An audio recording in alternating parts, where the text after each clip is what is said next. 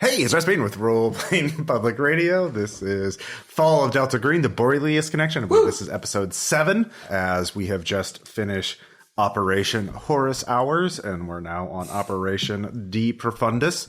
But before we get into that, after the agent's successful mission finding out who the buyer of an occult artifact was through a very long and convoluted mission over the Pacific Ocean, they get some much deserved downtime between missions. Of course, Agent David Nelson has been sent on another mission to go retrieve the contraband stored on Easter Island. So he is agent not appearing in this mission. And although he may show up later, we'll see how many sessions this operation takes. And yeah, who wants to do their vignette? They're back in the world vignette first. There are ways to, let's see here, just in terms of what you want to do, you could rebuild bonds. You could go back one with nature. You could establish a new bond. Go get some therapy, or stay on the case, or studied the unnatural. So I know what one of the agents wants to do, but so I don't know what you're all talking about. Yeah, no, I know. So do you want to go first, then, Agent Marcus Abrams? So yeah, we have Tom playing Agent Marcus Abrams. Yes, we do.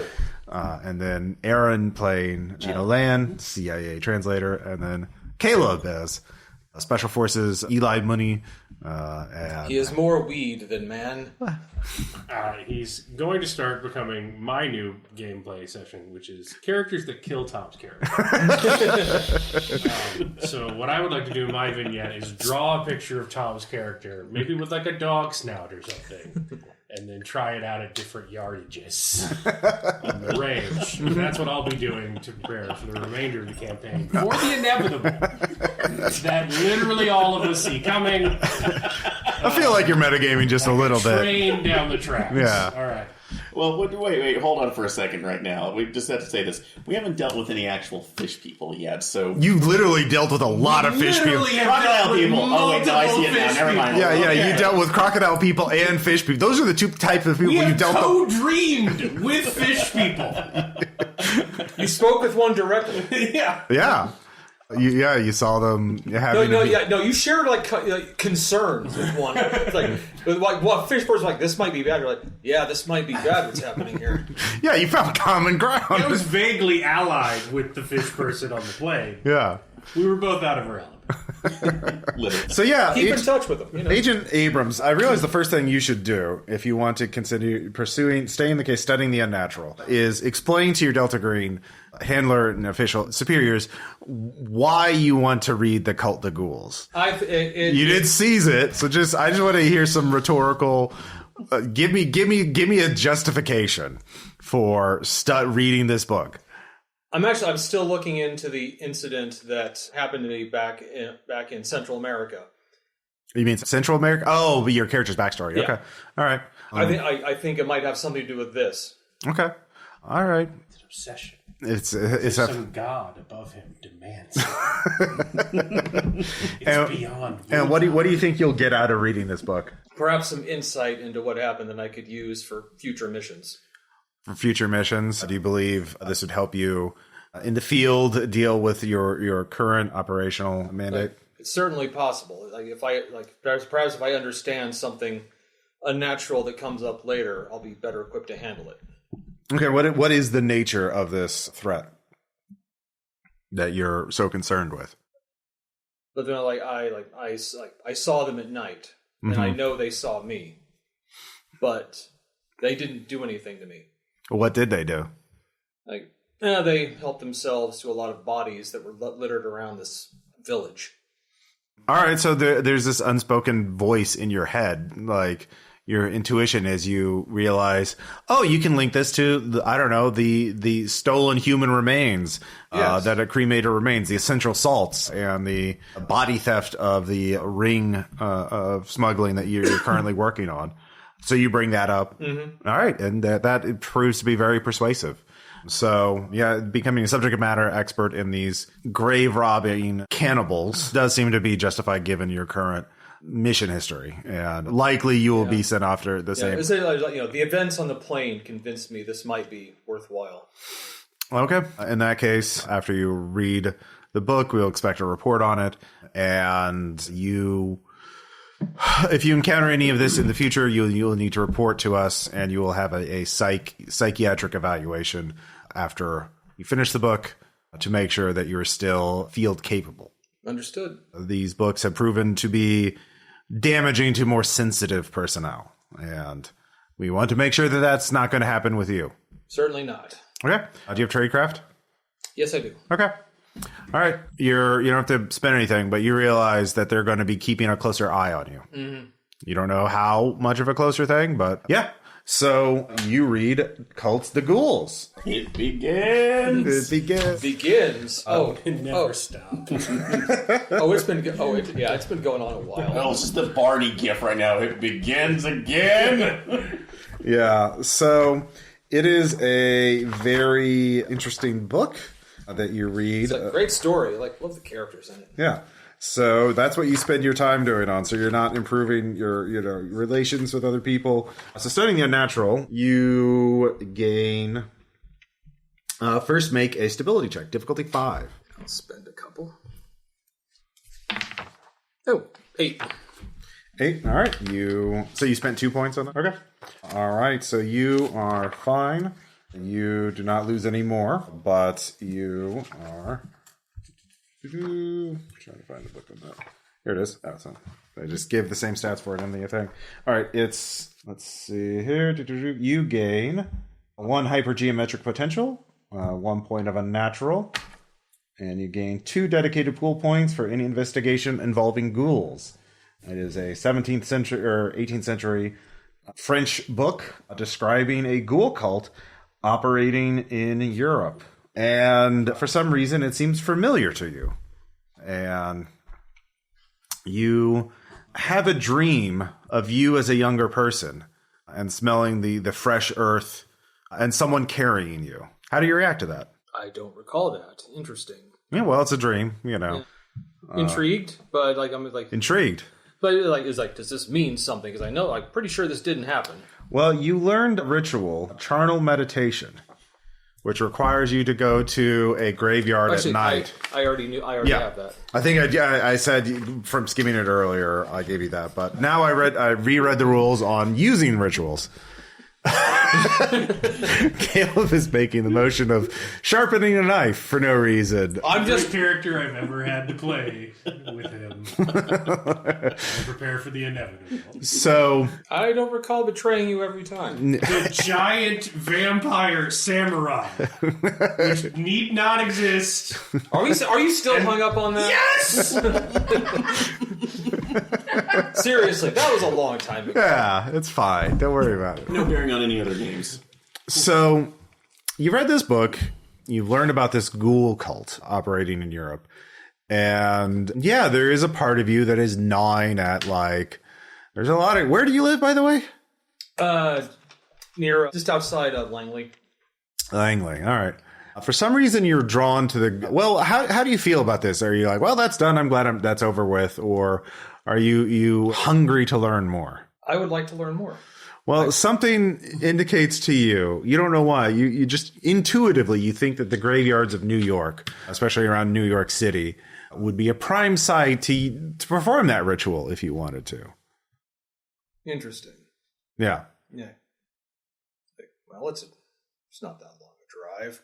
No, it's not. Do I have time to do it before? Yeah, you do. Yeah. Yeah, why not? All right.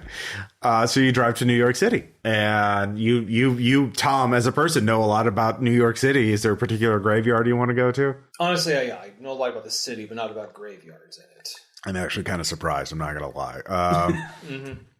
Well, anyways, you can find a graveyard. Oh, no. There's one on Roosevelt Island for the old... There's a insane asylum. I think it's Blackwell Hospital. Used to be, and it was good 19th century insane asylum. We cure people the old-fashioned way. All right, yeah, perfect. So yeah, and there was a lot of people died in there. All right, but I know that there's a graveyard on Roosevelt Island. So the charnel meditation is going out to the graveyard at night and saying things that could sound more like gibbering or eeping, calling out in the ghoul language, and then waiting. So Are you going to do that? Yes. All right. It's not a question. It's like the bartender comes up. You've had too many. You better get all these in before I cut you off. Just opening up the shot line. So the ritual cost is 4, which you can pay at a 1-to-1 ratio with hypergeometric potential, and then a 2-to-1 ratio with health and stability. So you need to pay. How much hypergeometric potential do you have? 3. 3? All right. So that's 1 point that you can't pay for. So you can pay that with health or stability. I'll do health. All right. How does that look when as you are out in the graveyard at night, calling out to the darkness? How are you hurting yourself in order to draw the ghouls closer? Pulling teeth. No, actually, It would be 2 points of health. yeah. Like actually, just punching is like actually just physically punching gravestones. Okay. Drawing blood. Yeah. The Chris Redfield.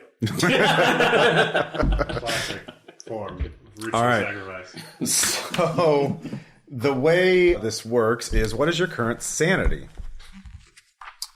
5. 5. So the difficulty is 5 on a stability check, not sanity. So you can spend stability on this, but you need to get a 5 or a better on this. Now you can spend additional health and stability to give yourself a bonus to this roll as well, the same ratio. But yeah, that's the mechanic for doing this, and this will take either way. You're not. Yeah, it will take. You have to wait a while. So yeah. Okay. Okay. So it's 1-to-1.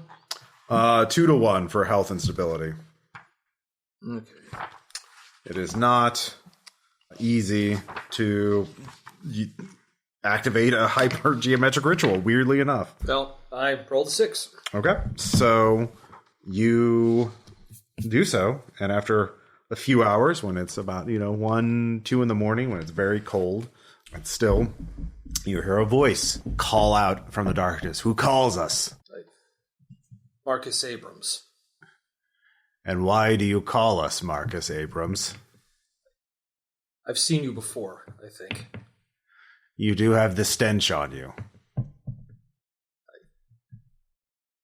I'm still. It's been 5 years. I'm still trying to figure it out. Like I watched it all happen, and they knew I was there, but did nothing to me. The keepers of the faith. We do not eat the fresh harvest. We wait for it to ripen. As long as you draw breath, you are safe.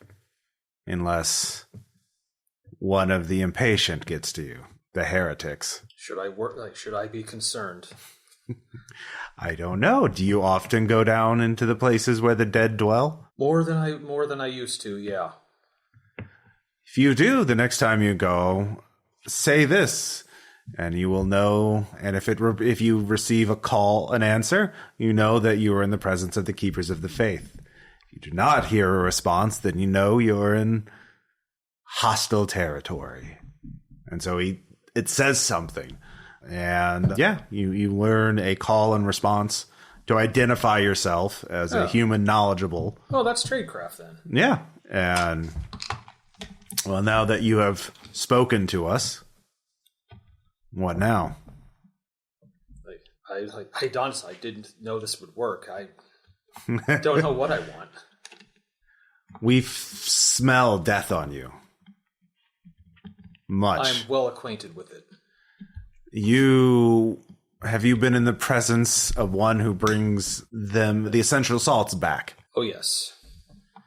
Bring any knowledge of this practitioner and their ways would be of great interest to us. What would I receive in return? What do you want, Marcus Abrams? I'd like to know more. Then knowledge you shall receive. A gift for a gift. Very well. Mm-hmm. Essential salts. Knowledge tell us a story of what they are doing. We have seen that you shall be communing with the dead soon. Very well. I'll do this. Beware the pit. Beware the pit. Okay. It calls to the dead. Very well. Holy shit, I did not know this was going to work. Mm-hmm. So after after a while, it does not call out to you and you realize it has left at some point. So do you go back to your hotel, I assume? Or what do you do? All right. You go back to your hotel. And deal with the knuckles. As you get back to your hotel, it's like 4 a.m. The phone rings. Yeah. What were you doing? Part of the investigation I went into. May have found something useful. You didn't report? You didn't tell anyone? No one. Hangs up. All right. So that's your vignette. Restful vacation. And I sleep like a log. Yeah, you have strange dreams, although you don't remember them. So you know what? That's actually good. Meanwhile, Eli, going to spend more time in nature or doing Planning something? my death? Well, what's giving me my stability back? Let's see here. Therapy or time with nature or those are probably the best ways to restore stability. Can we interpret like San Francisco as nature? Yeah. And partying as communing with nature? I would definitely allow that. This is the epoch of the Look, I gotta the sell hippie. that wheat crop somewhere. That's how many tabs you get. My boy Riley's down in San Francisco. There's some really nice parks in San Francisco. Yeah. We can go visit. We gotta connect. We drop off with the trailer and we have a fun weekend. Yeah. No, it can be. All right. Difficulty 4 stability check. You can spend points from an appropriate investigative ability, like Streetwise, but they won't refresh before your next mission. Understood. I need dice. That's a one. If you succeed, you recover D -1 stability. On a successful 6, you recover D +1 stability. What happens if I spend an investigative on it? You will get What's the bonus? I would default to +3, so I guess you would automatically succeed. All right. But if you get a 6, it's even better. But 7. All right. So D6 -1. That's all I need. All right. Yeah, you have a very good time in San Francisco. The drugs help. Yeah, you forget all about Delta Green for a while. Yeah. Yeah. Until there's a moment where you think you see someone that you saw on the plane, and then you realize you're looking at a billboard that's advertising for a psychic reading. Hear about the lost continent of Mu, and there's a very woman's familiar face on it. Oh, we should have killed her. She's giving some seance readings in San Francisco. So, but meanwhile, Gina. Yeah, definitely going to make another attempt at rebuilding a bond with my dad. So since we've used that, and since we had the extended time off, I decided to go with him and my mom on a family vacation up to Trinity National Park. So since camping was a thing that we did as local kids, is there? It's also a difficulty 4 stability check. Yeah, but during that time, also making the time to, like I said, not obviously telling what I'm doing, but just coming out and saying, like, this is like you were in obviously harder, difficult situations. That how did you deal with that? No, it totally makes sense. Can I not fucking roll anything? Did you spend any investigative abilities? Oh, I forgot we couldn't do that. So I thought we couldn't do that with just a stability roll. I had to spend stability. No, you could spend investigative. I should have said that. So, I'm sorry. So Spend reassurance. yeah, that would be absolutely perfect. Thank you. I would love to spend reassurance on We that. ain't gonna Thank be you. using that shit. Yeah. Get it out of here. Your dad can keep it. All right. So what's a good memory? What's a good thing that happens on this trip? Well, basically, just as we're at in the woods, just as the two of us, kind of going through some of the carved paths that have been through the giant trees. I was saying here, like, how did you deal with, seeing things that you really did not want to see, and memories outside of this, and keeping it vague, but it's like, because there technically was a supernatural right now, but we don't talk about that. Sure. An element, but it was more like you were dealt with hostage situations and people who may not have actually come out of that alive, or people who were literally you trusted for years on end who turned out to be double agents. How did you not lose your mind? He stops and looks and kneels down at a creek near you. You know how you say you never step in the same creek twice? Yeah. It always changes, but it's still the same creek. So you have to learn that the same Gina before you saw these things is gone, but you've now the Gina who has survived these things. You have to let it wash over you. I guess just realize that You've changed, but change isn't bad. No, it isn't. But just making sure that I'm enough of Gina right now to basically still keep going forward and not dry up. So. Well, this creek will always be a creek. It will never be anything else. You will always be my Gina. I appreciate that, Dad. So, just don't dream about me in an airport anymore. That's all I ask. So. Oh, well, I missed you. So I missed you too, Dad. So, don't dream about airports. Don't even talk about airports, at least for the next 2 years. So. I was thinking about going on a vacation on myself. Take a boat. Well, I don't know if they take boats out to Easter Island. Have you heard about this place? It's beautiful from the photos. Give it 2 years. French journalist took 5 some really, years. really nice photos of it. Go to Thailand. So that's how you all spend Much better than you would have got from the therapy of this time period. That's probably so. Have some barbiturates about it. Yeah, you were denied applesauce as a toddler. That's why you want to fuck your father. Have some barbiturates. Oh, yeah. And we'll be electrocuting you. Yeah. Well, let me tell you about Jung. Oh, one of those radical new age, new science. Not going to go with Freud, you fraud. That's some hippie shit right there. So, but all of you do get the call. You're invited to a day at the races, and you're told to meet in Washington, D.C., and then prepare for an overseas trip.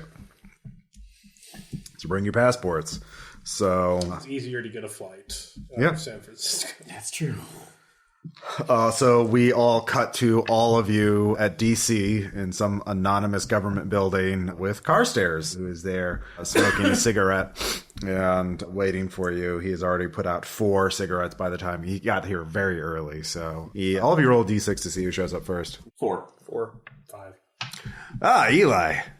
Yeah, the cigarettes almost drown out the stink of my patchouli. But not quite. You always tell us the 70s, can't you? You look refreshed. San Francisco treating you well? Getting some sun? Yeah, man. Yeah. What about you? You like to party? Oh, yeah. When you get back, we should do a bar crawl in New York. Oh, yeah. You a slitch man? You know it. And then, Gina, you show up.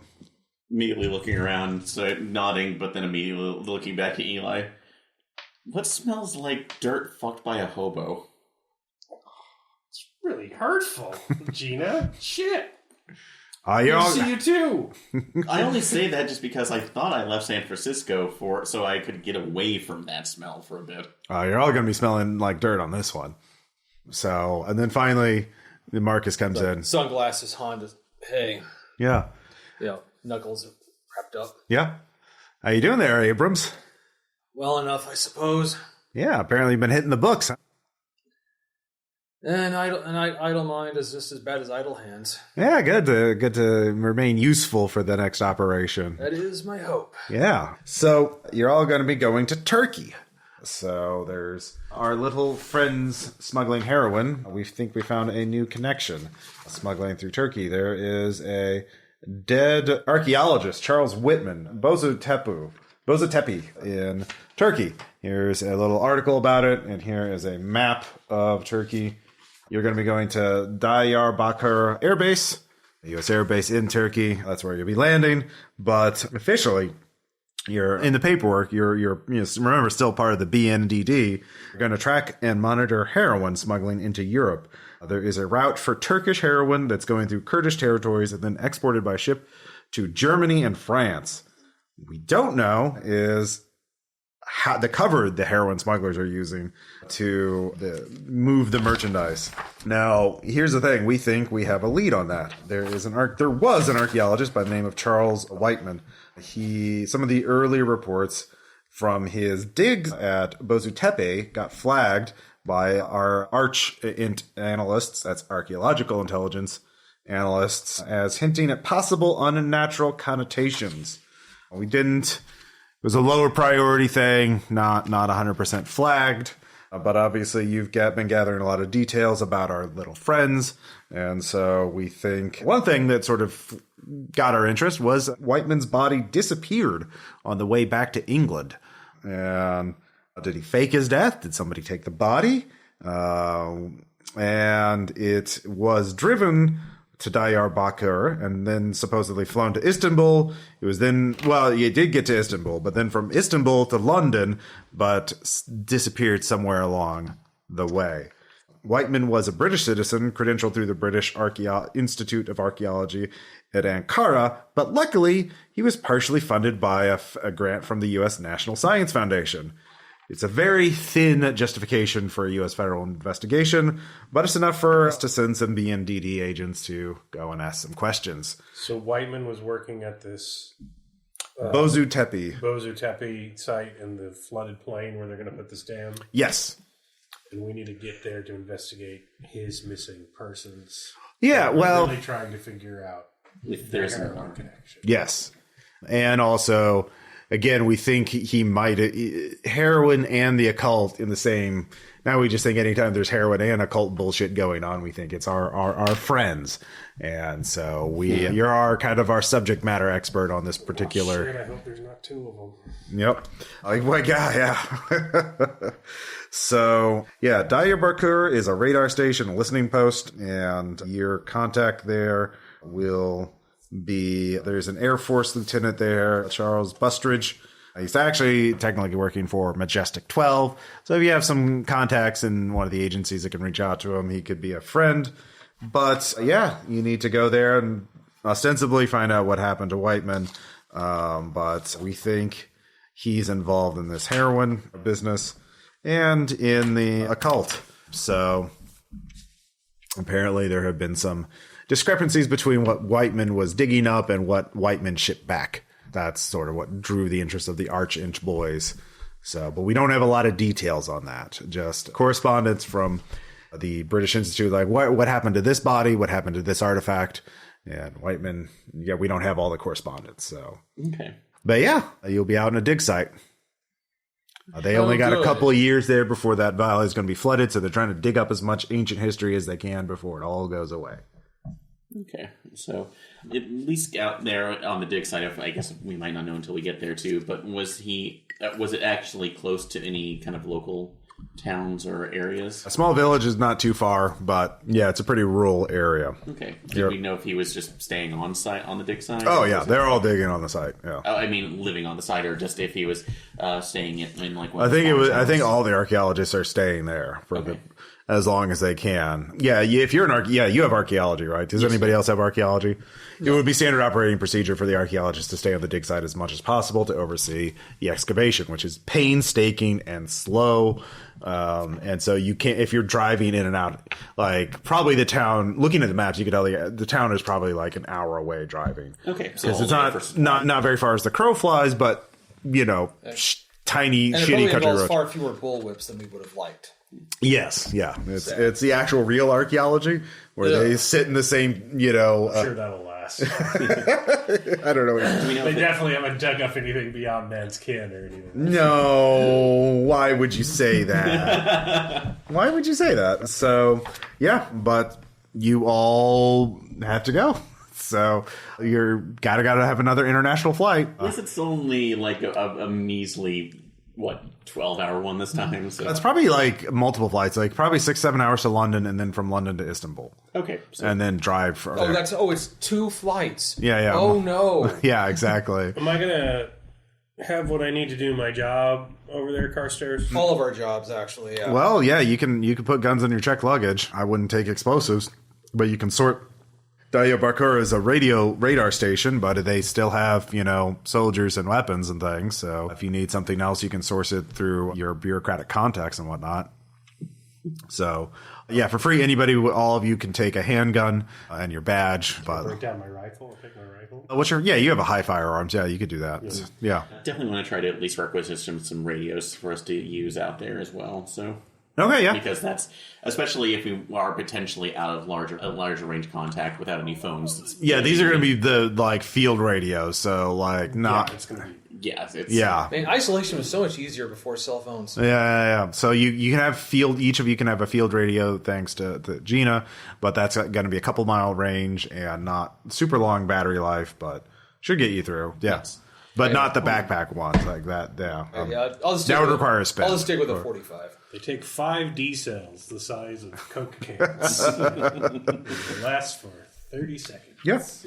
And So you produce enough heat to boil an egg. yeah, so it's London to Istanbul, or actually London probably to the air station because they do have an airfield there because it's a military facility. So yeah, still just 2 flights, but it is probably like a civilian flight to London, and then you board a military plane at Heathrow and go there. So yeah. Also, possible spend, since we do have tradecraft right now, the other one, and we're dealing with like heroin traffickers. Do we know if there's any like Interpol agents out who are actively out there that we could possibly make contact with?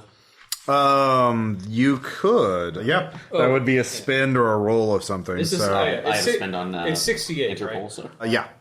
Man, that sucks. yeah, sorry. We're 1 year away from the first Concorde flight. That we would not absolutely get in any way, shape, or form. I mean, that would be to like Paris, right? I don't know if they go from New York to London. Like, No, they Okay. have Concorde flights. Sure, we'll Okay. drop you off at Abu Call it the Dhabi. Eric Adams Express. New York to Budapest. No stops. We don't stop. We just drop you off at Mach 1. I did see the stupidest fucking Dehirnsat level tech bro thing was like, what if the plane catches on fire and we just make the passenger compartment in the main body like be detachable from the main thing? Yeah. So there's like a parachute at the back and it just yeets out as the planes fly. Oh, fuck. G-forces are not a thing. No, it's not. It's just, don't worry about it. Everybody's neck snaps as they're... Yeah, we're never going to put this in the next scheduling snafu episode, so you'll get to see it again. So, yeah, what do you want to roll for that? Bureaucracy or... Actually, I can do a spin on Interpol because I do have connections. Okay, yeah. That's an investigative ability, right? Yes, it is. Okay, yeah. Yeah, there is an Interpol agent there who can give you background information. Let's see here. I do not have a name for him, but someone can give me a believable contact name for it. Agent... Caldwell. Coldwell, yeah. All right.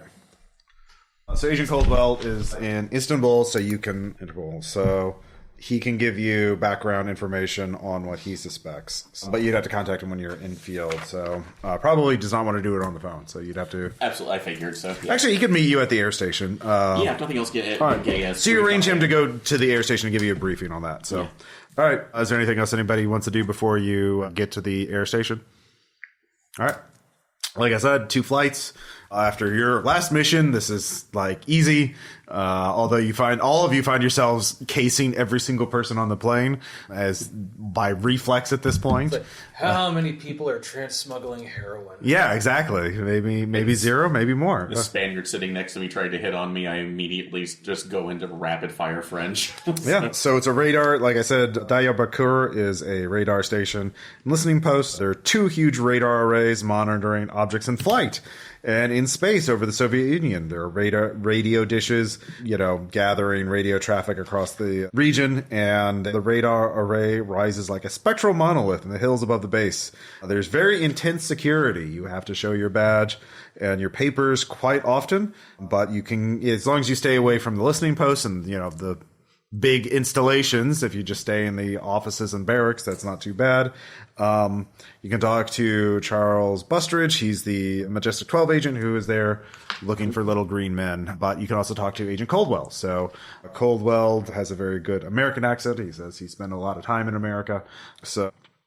And he is like, yeah, there's definitely heroin trafficking in the region. There's some places that I haven't had time to look into, but if you help me, we can do some surveillance. Yeah, mainly, like I said, we're also kind of on a cross-reference here, too, for not only heroin smuggling, but also potential artifact smuggling as well, and give him the rundown on basically the excavation. Well, yeah. And specifically state that, since that's obviously when something like this happens, you also have anybody else running into something that they can get onto the market that is potentially untraceable. Well, you should talk to Jade, and she is the archaeologist.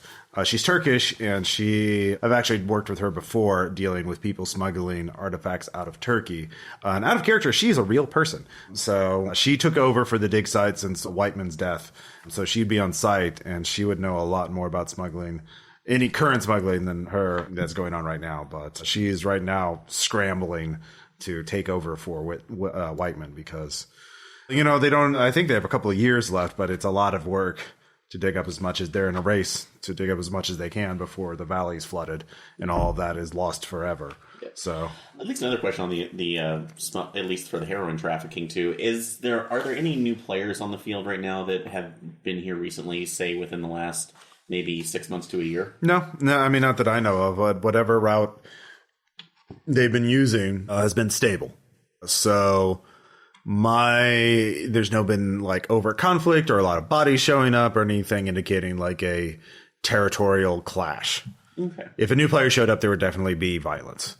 And there's been some, but I think it's more the regular people going into debt or people, maybe informing to the police and that's like mild disciplinary. So. Yes. Any cartel operating area is going to produce a certain amount of violence. But a cartel in conflict with another organization is going to produce a lot more violence. And I simply haven't seen it.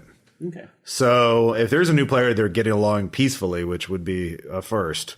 But yeah, Agent Coldwell can give you some pointers of places to look. So if you don't want me to get to the dig site first, you know where to look to like do traffic analysis, look at trucks moving. And if you can intercept a truck, that's smuggling heroin, maybe you could get some information that way. But if you want to go to the dig site, you can. But yeah, what do you want to do? So you're talking to Coldwell. I assume you two are in the room as well. If you want to ask him anything. Because he's eager. You get the impression Coldwell's eager to have help from America because that means more resources. And the poor guy has just not been able to do much by him lonesome. So, yeah. Yeah, if we know a place to spot out the trucks, I mean, that's the most we're going to get out of him. So that was where this doctor is supposed to be. You can basically, he tells you if there's heroin trafficking, they'd be along these routes, and just figuring out the ones that are legitimate trucks for smuggling trucks is a matter of time and traffic analysis and streetwise and photography and that kind of thing. So you know the difference between a truck carrying fruit and a truck carrying heroin, or a truck carrying heroin with heroin or fruit that has heroin under it, that kind of thing. Sorry. So yeah, if you want to do that, that'd take a couple days, but you can. I'm more interested in finding this doctor. Yeah, if you want to go to the dig site, it's there. It's about a couple hours north of the air station. It's 100 miles northeast of the air station. Yeah. Across the rolling plains and through the dusty hills. So you can borrow easily recognizable Jeeps from the Air Force Base, or you could buy a cheap car and drive yourselves. Well, do we want to use our cover? I don't speak Turkish. So. Nor me. I do. Well, there's Jala Inan speaks English, and there's supposed to be another English archaeologist there. I mean, if we're an official Jeep right now, that makes us more of an obvious target, but... I mean, your official cover there is to investigate Whiteman's death. Yes. Yeah. So I guess if nothing else, but yeah, I guess like I said, more obvious, but then obviously I don't think they'll doubt the story though. So do you know what month it is? I will say August. Okay. So it's hot. Yeah. Yeah. Okay. So it's a dry heat. Yeah. It's a dry heat. It's fine. So either from let's like Hartman or let's like let me see if we can get a Jeep requisition. Yeah, that's easy. You don't have to even make a spend for it. You have a Jeep for the three of you. And you're right, at least about the past, because those routes aren't changing anytime soon unless something major happens. So yeah, we could maybe go there after we blow our cover here. Not that I. Look, I'm not saying it's going to happen, but... Yeah, so you drive out to the dig site. Like I said, it takes about 2 hours to get there. But, between the three of you, you can read a map and drive along the Turkish road. And the Jeep is more than adequate for these conditions. But as you approach, the mound of Bozotepe can be seen from a distance. It's all alone in the middle of a flat river valley, rising from the earth as if pushed up from below. A dirt road runs through the valley to the mound and the small settlement of tents and sheds around it. Separate large tents are used for storage and sorting of artifacts from the dig. Elsewhere in the valley, you spot fields of opium poppies waving in the breeze, cultivated by the inhabitants of nearby small villages. Oddly, the area around the mound itself has been left wild. No, it has not been cultivated, so... As you arrive, a middle-aged Turkish man approaches you. He is smiling. He's like, hello, hello. As you stop, park the Jeep. He says, hello, my name is Asil Demir. I am a supervisor of the laborers. I have been told that you are here to investigate Mr. Whiteman's death. That's And correct. I am here to do whatever I can to help you. You must have been. Do you need any food? I can make some coffee. I want to help you in any way possible. That's highly appreciated, and we'll probably maybe take you up on that here in a couple hours too. But at least in the moment, could you possibly direct us to the? We're getting her name again. What was it? George Amon? Jale Inon. Dr. Amon? Yes, of course. And we also have Mr. Edward Pope. He was the assistant to Mr. Whiteman, a graduate student of archaeology. But I will get her immediately. So he scurries off to do that. And so you can see it is still an active dig site. There are laborers digging trenches, material from the trenches being carefully sifted and sorted. And a woman, Turkish woman, middle-aged, just dressed for the field, fine coating of dust all over her. She's been out working all day, arrives to speak to you. You get to say, just from her look, she's like, God, just another fucking thing for my day. As in just anybody with human can tell this is just not what she wanted, but she is a professional. She just says, while Asil is very, oh, please let me help. She's just like, yes, can I help you? Yes, Dr. Nona, I'm not were we actually going to do with case names, or are we just going unofficial? Okay, so yeah. I'm going to follow your lead. Yeah. Gina I have big aviators on. I'm just looking at the desert, smoking a cigarette. I am not in my element. Yeah. Gina Lan, so we're with the investigation that's committee right now, coming in to look into last night Dr. Whiteman's death. Mm-hmm. So we're very sorry for taking up your time right now. I know you're incredibly busy trying to get everything else done out here as well. So we'll try to be in and out as quickly as possible over the next couple days. But mainly, if that's we're wondering if we could take some get a little bit of your time during this to go over some questions about Dr. Whiteman, what was going on beforehand, and then anything else that might be coming up with this. Of course, I can just give you. I guess probably it would help if I gave you a broad overview of what's going on here. Yeah, I would like to know exactly what you're getting out of the excavation here too, and. So there's, as you can see, there's the mound here, and we have two trenches, one on the north side of the mound, right at the northern edge of it, and then that's trench 1, and then trench 2 is on the southern part of the mound, and then to the northeast of the mound is our camp, and then to the southeast of the mound is our storage facilities. So the north side is dug through Seljuk ruins, which are circa 1000 to 1200 AD. Then there's 2 millennia of fill and rubble. And then below that, there is a Urartian town site from the Iron Age, 1000 BC. So the east side, the deeper and more recent trench, opened up into a Hurrian ceremonial building, Middle Age, Bronze Age, 2500 BC. This dig involved 5 archaeologists, 3 Turkish, 2 British, and 30 laborers and assistants. 2 more British archaeologists have also worked on Bozu Tepe, but they're both back in England at the moment and aren't expected to return for weeks. Hopefully sooner, since this, tragedy. My real work is at Perga in Western Turkey. I'm only here as a favor to the British Institute of Archaeology at Ankara until a new lead archaeologist is designated. My field of expertise is the Hellenistic period, not these barbarous Bronze Age temples. And so, Gina, from your expertise of archaeology, you can tell that this site is actually kind of not well run. It's chaotic, and it's well behind where it should be after 2 years of work in the field. The archaeology sounds relatively normal, but does warrant closer examination, especially around the ceremonial building. That seems a little odd. Seems like they should. Usually in archaeology, if they designate something as ceremonial, that means they don't know what the fuck it actually is. So, and those of you with humans, Inon, she's competent but harried and distracted and doesn't want to be here. And so that's the oversight of the dig site. Yeah, I didn't know. I knew Whiteman professionally, but I never met him. He's knowledgeable and was curious, inquisitive, and I kind of think he, like many British archaeologists, wanted to be another Howard Carter. So not surprising. But how'd he die? Blow a bubble with my gum. It was a tragic accident. Where'd that happen at? He dug him. He died on the dig site. Although, oddly, are there common Seal, can you go show me that? Okay, look. He hung himself. Hung himself? Yes. I don't want to speak ill of the dead. I mean, Edward Pope, his assistant, who should be here, but where is he? He should knew him a lot better. So, yeah.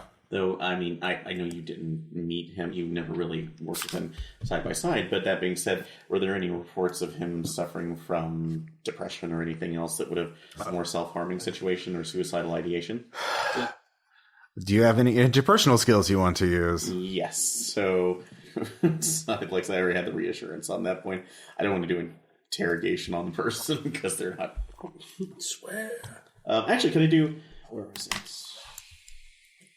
It'd be good here. All right. Well, if you can't think of anything, that's fine. Okay, All right. All All right. Our inspiration to tell her, it's like, what can you tell us about it from like working in this place? Do you know anything from your own experiences? Like I said, I'm not an expert in this area. I'm just trying to keep it running until a permanent lead can be found.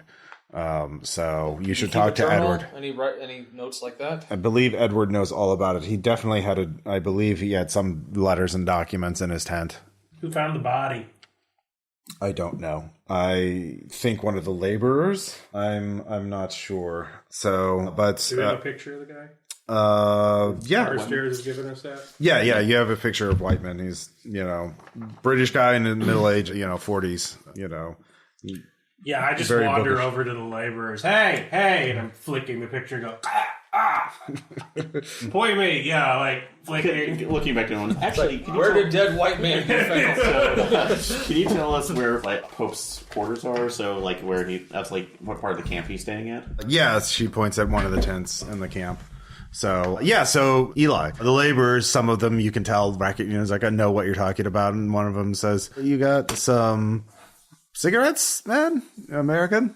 Yeah, I'll give him a cigarette. All right, spend some preparedness. It better not be more than one for a cigarette. Well, he wants a pack.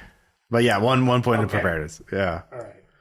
I'll give you that much. Some Camel non-filters? He looks kind of like, Whiteman, a seal nose. She says, No? so. Uh-huh. That would be the sound of mine taking heroin and then hanging. Yeah. Welcome to Whose Line Is It Anyway? So who do you say you know? Asil. So the doctor. No, Asil Demir is the guy who offered you coffee. He's the supervisor of all the laborers. Yeah, so he's been very happy, but He's the Sala at this. So you find, let's see here. So you're looking for Edward Pope. What about you, Marcus? You could look for Whiteman's tent. I'm looking for Whiteman's tent. All right. So you do find his tent. They have been... Actually, Asil comes to you and says, "Oh yes, are you looking for Mr. Whiteman's possessions?" Yes. Yes, I did pack them up to be mailed to send back to England. Yes, but they have not been sent out yet, so I could show you. Yes. Yes, please. Of course. I would love to help. This is very sad what happened, and I want to make sure that It's a tragedy. It is. It is very unusual for Americans to show up, though. But I guess it's a very unusual thing for it to happen. It was a surprise to everybody. So, yeah. So you all split up a little bit. So I do tap the radios just in case, so... Well, they're big fucking field radios, so you have to take them out of your backpack to do that. So This got to be like, man, I hope I'm not. there's like 50 people on site right now, 30 to 50 people. And it's broad daylight in the desert. Yeah. Yeah. I look at this guy, man, I hope I don't have to kill this guy later. Yeah, he offers you a date from, he starts I'll accept it. Yeah, it's very good. I like dates. Yeah. So, but yeah, Marcus, you find a crate of possessions and some letters and documents, and you can start going through those. Yes, it is time to read more. In fact, you find a diary. Starting with that. Yeah, you have noticed, right? I do. Well, the first thing that's obvious is that you flip to the end, and you notice there's some fine cutting marks. The last few pages have been removed with a sharp blade. I'm trying to make it very subtle. Man, might have to kill that guy. But make a note of that. Like, I'll. Can I join him in the tent of the dead professor? But you do find there are a couple of pages here. Let's see. Pointing out, it's like some pages are missing out of this. And I believe, this is what you do find. Those last pages. I can summarize that in bits. But you find Edward Pope, Gina, and You find him in his tent. He has several bottles of whiskey in the tent, some of which are open, and it does reek of alcohol. He is sweaty and pale and looks like shit, and is just kind of sulking in the darkness of the tent. Dr. Pope? Yes. So I'm not a doctor yet. I'm just a graduate assistant. Well, at least educated, or at least pre-doctoral in this case. So, my name is Gina Tan, part of an investigative committee right now that's looking into the death of Dr. Whitman. Oh, yes. Yes, of course. So, may I have tragedy. A couple minutes of your time? Yes, of course. I've just thinking about this site. It's vitally important to archaeology. Do you know anything about archaeology, Gina? Yes, I did study a bit more in college right now before before I went more along the lines of sociological work. So in this case, this is you're standing on a site that will soon be spoken of in the same breaths as Troy or Pompeii. It's going to be. It's not just the physical traces of the past that are preserved here. There's something else, and something that will make my career. But what exactly would that be? I don't want to talk about it. It's not ready yet for the public. Point of inspiration is kind of pulling up one of the other. I'm guessing there's a couple folding chairs probably in here, or camp chairs, but go off to the side. Oh well, obviously if you're going to. That's like be able to present this right now. You need to test case for the audience, and to be honest, right now, when is a stranger that's knowledgeable in some amount of archaeology going to stand up in front of you? So basically, putting a point of inspiration there. Yeah, that works. To the drunk man's like, show me your thesis. Yeah, getting a guy to talk about what he's interested in isn't actually that hard. So he says, T.C. Lethbridge. People call him. He's an archaeologist and a parapsychologist. And he believes that some places hold psychometric impressions, ghosts, and psychic memories of the past. I believe that this is such a place. I've had such intense, vivid dreams here. Dreams of past lives so detailed and coherent, they must have been actual memories. So you're thinking of that it's like you're having some sort of, that's like past life memory coming at you from this area, or just yes, it's so hard to describe. He's kind of so while you're talking to him, you have my gun on me. Yeah, do you want to try and prod him further or switch topics? Prod him further for the information. Like I said, it sounds like he's already seen something, but I do actually want to switch over to Dr. Whitman. So just say you were the one working closely with him, and I'll just get in confidence bring up. I understand. Publicly, his death was reported as an accident, but obviously that's not what happened. You've heard, obviously So we're working with closely right now. Did he give any indication right now that he had suicidal ideations, or he was troubled enough to not slide? Oh, he was a degenerate. He was hooked on this Turkish heroin that's so cheap here, apparently, and so potent. He was hopelessly addicted to the substance, and always sneaking off into the hills. Maybe there's a woman out there or something. I don't know what he was doing out there, but in the hills. So yes. Where exactly? Do you know that's like the area that the red hole area he was going to? Can I say I have one of the maps of the area on with me? I don't know exactly. I just know he snuck off a lot into the hills. I didn't follow him. I didn't care that much. I didn't want to know, honestly, but yes. Or was he? Do you notice him saying anything odd, or that's like at least when you were working with him, or if he was making a report to him? I don't know. I couldn't trust him. He was compromised, I think. I don't know. He was certainly not dedicated to the site like I am. So you can see at least the importance of it. So meanwhile, you two are digging through the books. I am not. Okay. I am going to use the privacy of the dead man's tent, and while he is doing all that, I'm going to take my shirt off and commence doing vigorous physical training. Squat thrusts, push-ups, jumping jacks, really trying to work up a sweat. Okay. Yeah. It's not too hard to do in this heat, in this weather, in the dusty. You say anything about that, Abrams, or you just backing my play? Just proceed. So, does he have a pin? Yeah, there's a pin. All right, I'm going to get the pen, do my best to disinfect it with a lighter, and then start poking at my veins. Oh, if I see that, I know what you're doing. Let's see here. So the last pages of the diary have been removed, as I mentioned. But before that, the last actual pages of it mention going to a nearby city, Mersin, Mersin, and dinner with Claude. So you do get that. Let's see here. There is a lot of archaeological information. Do you have archaeology? I do not. Okay, well, it's a lot of stuff about archaeology. Like, there's numbers and words in here. Yeah. It seems like he was really busy, but let's see here.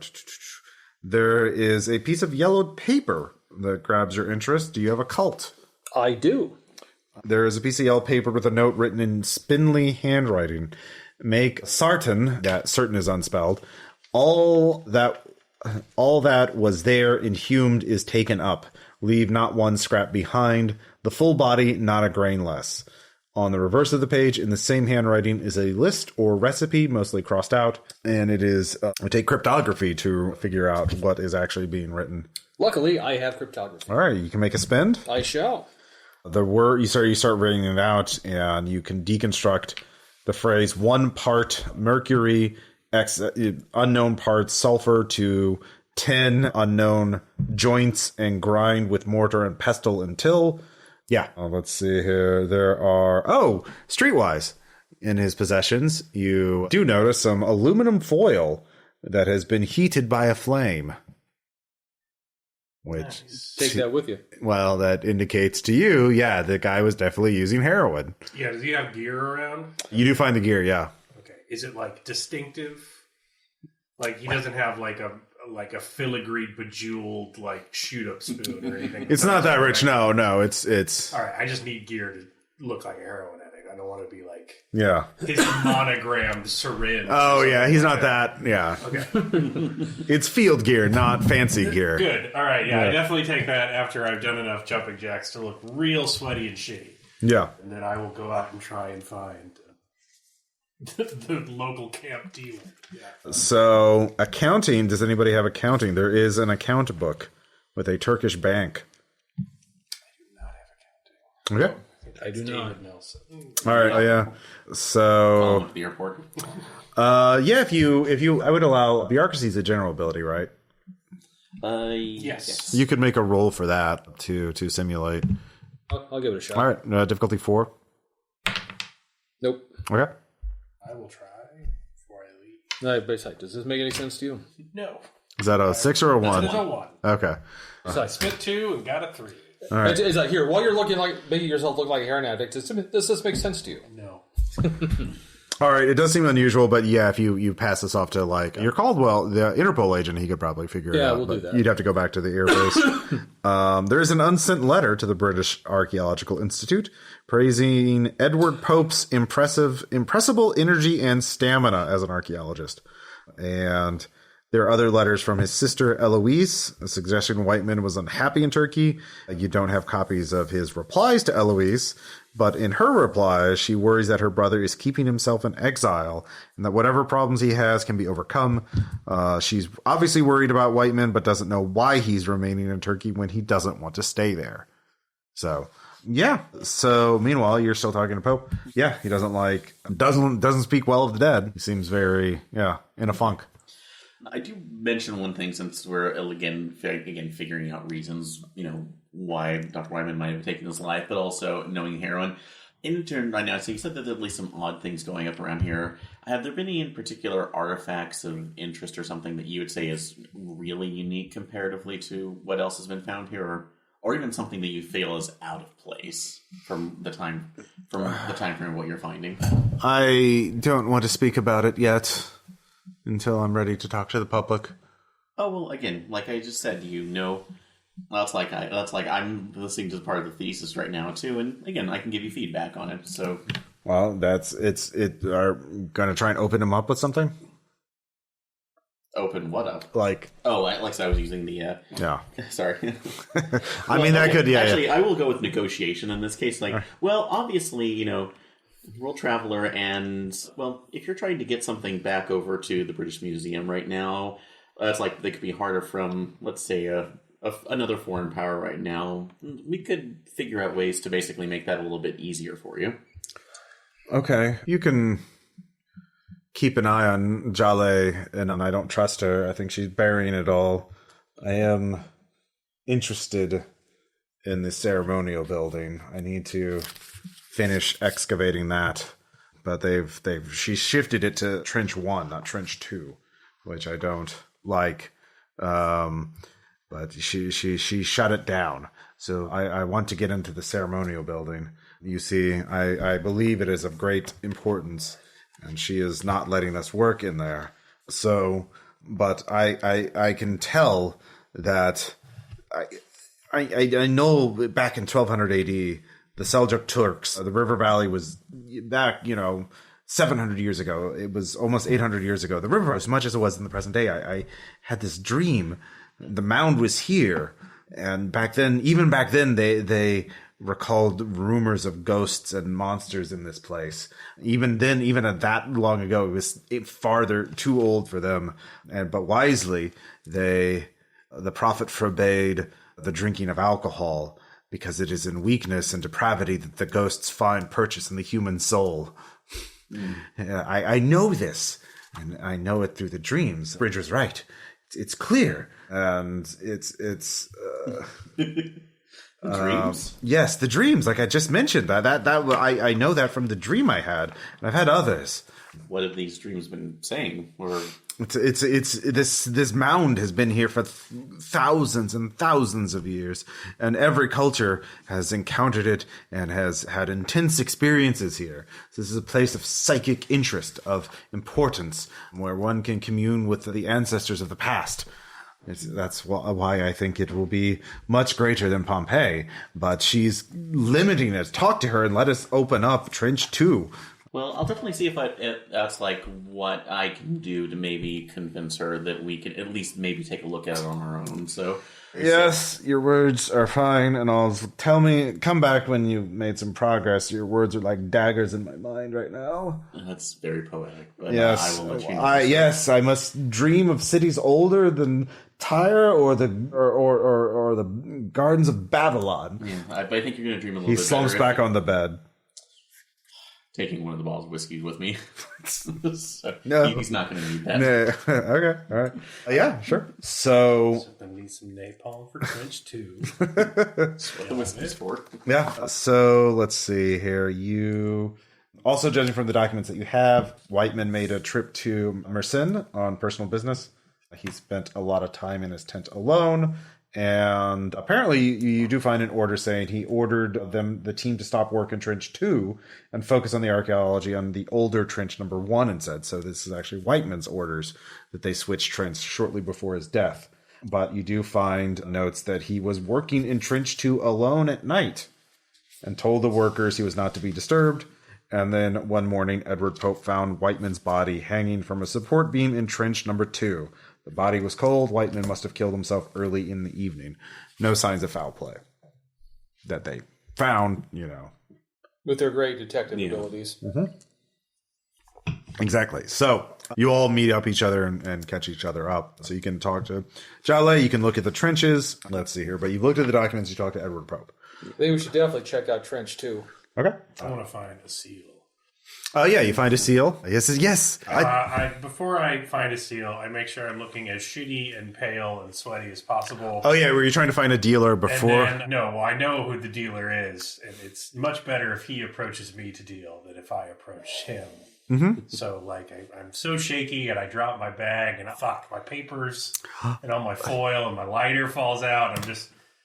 I got to get that back in before anybody sees it. I'm so shaky. Do you want to spend a point of, say, reassurance or... Sure. Yeah. Can I use that? Yeah. Oh, yeah. I assure you I am a heroin. Yeah. So Seal says, are you in need? Yeah, I thought I could handle this trip, but, the airports couldn't bring my medicine with me, so... Oh, yes, you need your medicine. I'm hurting pretty bad, yeah. Okay, of course. I know someone in... Can you drive to Mersin? Yeah, I'll go wherever you need me to go. Okay. So it is a couple hours away. But yes, I know someone there. You can. He gives you a name and an address, and tell them that you're a friend of Vasil, and he will be. And use my code. You get 10% off. Yeah, the name is not Claude, by the way. But yeah, Is that where the dinner with Claude was? Mm-hmm. Okay. So that's at the port. But yeah, Asil is happy to help. He's a facilitator, it seems. Yeah. It's good of him. Yeah. He's a good dude. Honest work. So the mound itself, by the way, is about 50 feet high at its tallest and 650 feet long. It's covered in thin, brittle grass. So, but there's 2 trenches, Trench 1 and Trench 2. And they're working on Trench 1 right now, which is the northern one. Trench 1 is the northern one, and it's the one that is older, is the first trench. And Trench 2 is the southern one, and that is the one where Whiteman was found dead. So Definitely going over to Trench 2. So that's right. Okay. So it's been shut down. Right? When are we doing this? Yeah, right now it's still daytime. I think during the day right now, at least, just to make sure we. Well, we can say hey, we're looking at where the body was found. Yeah, of course. So we have Getting the 1911 out and stowing it. And I'm carrying my bag with the fuck off big rifle.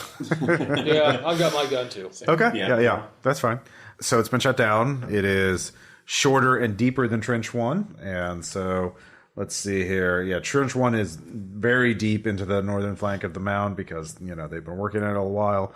There are wooden stanchions have been installed in places to shore up the walls because, it is literally a trench. And Whiteman used one of these. In fact, you can see bits of the rope where he killed himself is still there. Or you can see the impression the rope made on the wooden beam, support beam, essentially. The trench floor is sticky with dark mud. There must be an underground well or other water source that's seeping into the trench. So the archaeological traces are at the lowest stratum. The site had not even been inhabited even longer than the first one. It appears to have been abandoned around 1400 BC. The exposed ruins are those of what Whiteman notes as a Hurrian ceremonial building, approximately 2500 BC, that was later expanded and occupied by the Hittites around 1550 BC until it was burnt down. So, anthropology. Does anybody have anthropology? I do. All right. There are pottery and other items by looking at that was found at Trench 2 that showed an odd lack of variation and are comparatively crude design, suggesting the people of the mound were isolated and cut off from neighbors, possibly even shunned. So the archaeological building, the ceremonial building, seems to have been burnt to the ground, but the foundation survived, and there may be further remnants to be uncovered. So some of the material from the trench was taken to the storage tent. You're looking through the notes, the dig notes and everything. So yeah, you can make an archaeology spin and examine the site yourself to see if there's... I'll take a look at that. All right. There are more remnants to be exposed, so they have not fully uncovered this building, but it'll take time to uncover safely. Which, look through. Yeah, I'm trying to figure... And with the notes right here, are these actually Whiteman's notes specifically, or are they from... That's a combination of people. From Whiteman, Pope, basically, yeah. So, and remember, there were other archaeologists already. This trench has been worked on for years. Yeah. This site has been worked on for years. So there are other archaeologists that, have been on the name, so... Are we noticing, when I'm looking through at least these, do I see anything odd when I'm looking at Whiteman's entries into it? About this site? Mm-hmm. No, it's... Let's see here. You can look at his diary, and let's see here. There are some discrepancies in his diaries of graves that he's discovered in the tombs he's opened up. The corresponding official write-ups in his field notes often fail to mention the actual corpse. So... Sometimes his diary will mention a grave with a corpse in it, but the field notes will only mention a grave. Okay. But these are throughout the entire site, not just Trench 2. So. But yeah, that's what you find about Trench 2, that there is a building that was burnt, 1500 BC, but there's more to be uncovered. And that's what Pope is interested in. But Trench 1 is deeper and is the active dig site right now. So you could go check that out. That wouldn't take too long if you want to, yeah. How do we rebury this trench in the fastest way possible? I mean, Sure, a river going on top of it. Well, that's 2 years from now. Pre-buried. I'm sure there's probably dynamite on site. There's no way to do it. You don't. Well, you'd have to get explosives. They don't have many here. This is an archaeological dig site. It's big for the nitroglycerin. Yeah. Well, there's also there's the dam. Yeah. What's your demolitions at? 3. Yeah, if you could get your hands on some explosives, you could definitely bury this dam trench. construction site. Probably there. Yeah, well, that's pretty far away from here. I mean, not like it's a valley, right? But like it's also going to be a lot of people there in security. The problem is, if you had explosives, you could definitely bury it. Brute force, you could do it, but that's going to be noticed. That would take a while. They don't even have like backhoes or anything in here. It's all manual labor. Yeah. So there's no easy way to do it. It's pretty well dug. So like there's no like hit this weak spot, it'll all collapse. Okay. So explosives or massive brute force or get a backhoe or an excavator. Well, we shouldn't go in there. No one else should. Yeah. And so potentially agreed right now. Did you see the part about a necromancer? Did. So who do we know who fits that description? Don't worry about it. I don't answer that, so. But it's like more like we really need to find the thing that he won't let anyone else have. Well, and I'm wondering too again if he's meeting with this person right now in town, if that's just another connection for drugs right now, or if that's like linked in with this recipe. So, because I don't know about you, but this sounds like boiling a person down into person dust. But why? Like, why do you need the body? Why do you need a specific body? If you're just taking it and it's just getting you high, there's no lack of corpses everywhere. But you don't need any corpse. You need a specific this one. Dr. Whiteman's corpse. That's at least confusing to say the least, so which is working. I think we need to go into town and also find who Whiteman was meeting with.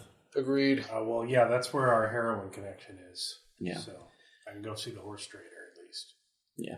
And we can at least pull some strings around here to see further what would be. And like I said, I can go ahead and investigate the other side of the trench right now and see if maybe there's other information from some of the workers who are willing to maybe parse out and pull out the whiskey for a little bit of...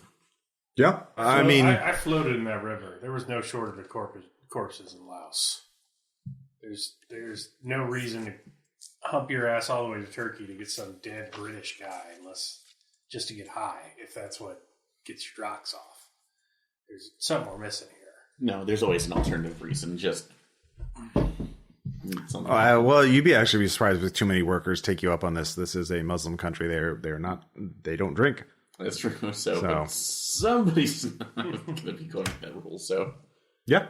Well, it is late afternoon by you do this. You can stay at the dig site. They do have multiple tents here that can, keep you. And Nassel is, happy to get some food for you.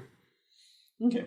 Yeah, and actually, I'll also chat him up too while we're doing things, and actually switch over to Turkish, so sure, to help him feel more comfortable too. But while say it, I guess evening too, if they're already serving meals, then going through right now, asking more about Whiteman's behavior right now, how he was running the place to him, how he treated the other workers. So yes, he's a very smart man. He was very anxious. He had his personal problems that he did not confide in me, but I believe he had a deep personal problem that plagued him, and he was very ashamed of it. And perhaps the shame was too much for him to bear.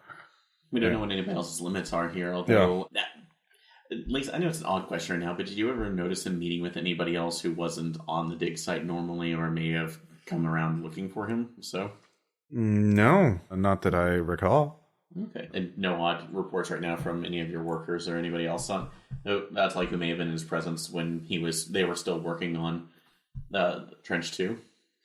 No, nothing like that. Oh, that actually brings up another question too. So, because I'd heard that was closed down. Yes, to focus on the first. He closed down. He wanted to switch back to Trench 1. I mean, Trench 1 is deeper. It's more built out. But he was still working on Trench 2 himself, though. Well, I think perhaps he thought that this building was too delicate to be risk digging it up, that it would collapse if we dug it up further.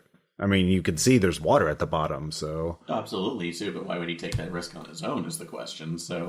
Well, perhaps he wasn't digging there. Perhaps he was indulging. No, it's a definite possibility as well, so... But, I mean, have you looked at the pottery or the things from Trench 1 yet? So, no, I've not been over there yet, so unfortunately... Well, we found many interesting things there. Perhaps you should. No, take you up on that, so... All right. So you go over to Trench 1. It is deeper, and laborers are carefully digging away at one end of the trench, extending it to the west, while archaeologists, this is where Jale is working. It is dry here, though, even though it is deeper. The upper strata contains remnants of a Seljuk village from about 1000 AD. Then there's a lengthy gap of river clay until there's traces of an Iron Age Yotarian town from 1000 BC. And Jale explains, we don't know why this site was abandoned for 2,000 years. But maybe, we'll figure it out. Do any of you have forensics? Okay. Nope. They have found human skeletal remains. Which is neat. Some of the material has been taken to the storage tent for packaging. And you have humans. You notice that some of the laborers are very listless. They're sitting around staring at the mound, snoozing in the sun. Jale will prompt them to work, and they'll work a while, but then they'll slip back into a little nap. I like to think yes, we found some human remains there. Gross. Yeah. Yeah, no, it's just skeletal remains, yeah. Okay, so that's a little odd. So. Well, at least they found remains. That's a good sign. Yeah. So, but yeah. Okay. Oh, I do also ask Julia too about the fact that when we were looking at some of the notes, the indiscrepancies, saying that they said that there was a grave with a body, but then no body was actually found. It's like within the grave. Oh, when you bring this up with, who are you bringing this up with? So since Jale, she's like, what the hell? I knew God damn it. I don't know. Perhaps he was also smuggling. Those British, they love buying bodies. They did it in Egypt. I guess they're doing it in Turkey. I don't know. I obviously that is a thing that happened, but that's more of a 19th century thing, really. So I don't know. I thank you for bringing this to my attention. I will look into it myself, but I have no idea. So just very bizarre. He must have had a connection. Oh, I do know that the body, Whiteman's body, and a lot of his contact to transport material was a man named Claude Yuri in Mersin. He was handling a lot of our shipments. Oh, okay. So he was the one who was shipping Whiteman's body back to the States. So, okay. Is he back in town? Or He's in Mersin. Mersin? Okay. Yeah, I think we should go into town. But yeah, there are some... Yeah, so there's a storage tent, or you can go to a town. Yeah. I'll check this. I'm going to check this. Well, the storage tents will take hours. You'll be here after dark. Yeah. Like I said, if you want to, I can take a look at the storage tents inside of the archaeology. 1G. That's true. So. I'm fine to sit outside of a tent and smoke cigarettes and try and learn Turkish card games while you sift around some bullshit. Okay. We can wait it for tomorrow then. So. It's up to you. Yeah, I don't care. Yeah. Okay, I'm planning on burning this whole place down. All right. I'll help you go through stuff. Yeah, so we'll sift through the archaeological. Yeah, so some workers actually do show up, and turns out they do drink if it's with an American, it seems like. They say, it doesn't count if it's American. But if it's an infidel, it doesn't matter. Yeah. So you want to get drunk with the laborers and play some card games? Yeah, I'll get a little drunk with the laborers. All right, yeah. You're taking a working vacation. Yeah. It's called undercover work, Abrams. You should try it sometime. So here are the things you find after digging through the crates for a little bit. Okay. The first problem is that Asil is like, oh, no, please, I have it all organized. Please, I will be happy. So Asil shows up to help show you the things from the site. Human spend on that. Is he trying to hide something? Or is he just... Well, me behind him going, and then heroin symbol. Mm-hmm.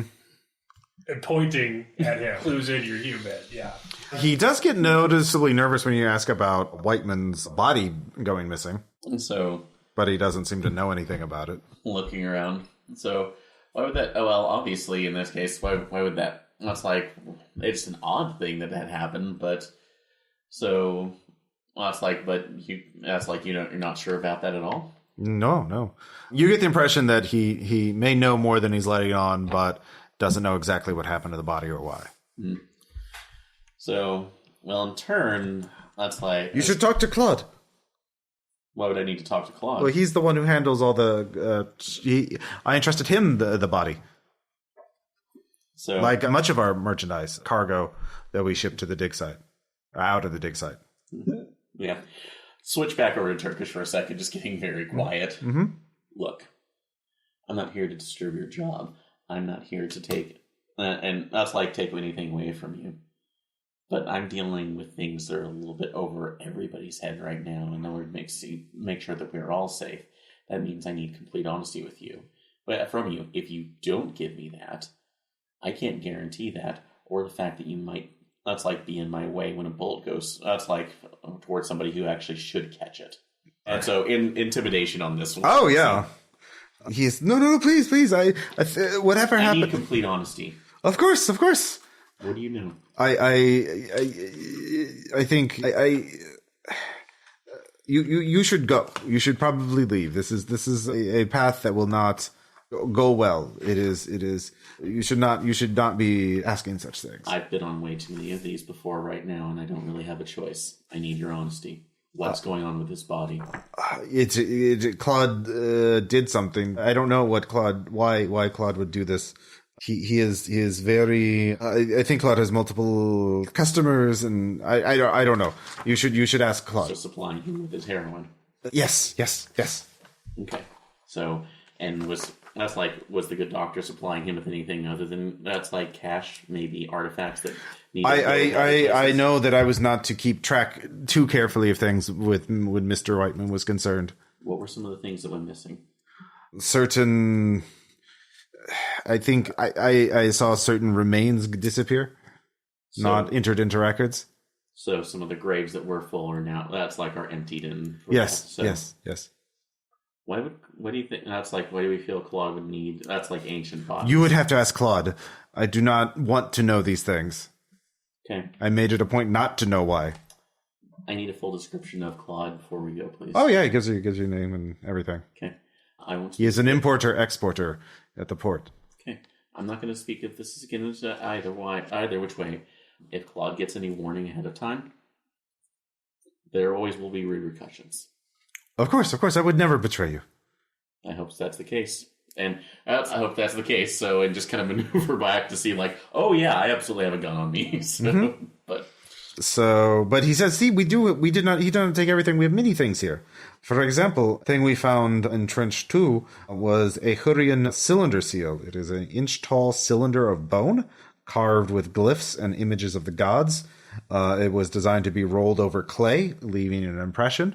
And one of the glyphs you recognize between the two of you has a similarity to the Hittite god of the underworld, Nergal. It is overlapping with symbols of water and darkness. There's also fragments of poetry, all the way from the Seljuk era and earlier, but it was found in the Hittite strata, but it was earlier, so an artifact that got disturbed and moved from its original context, an erratic. So, yeah, it is. You don't have any more archaeology to spend. No, I don't. So.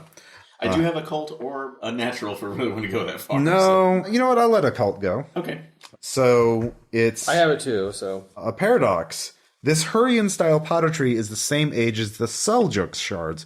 So did someone deliberately recreate a 3,500-year-old style? So there's also bone fragments that might indicate violence.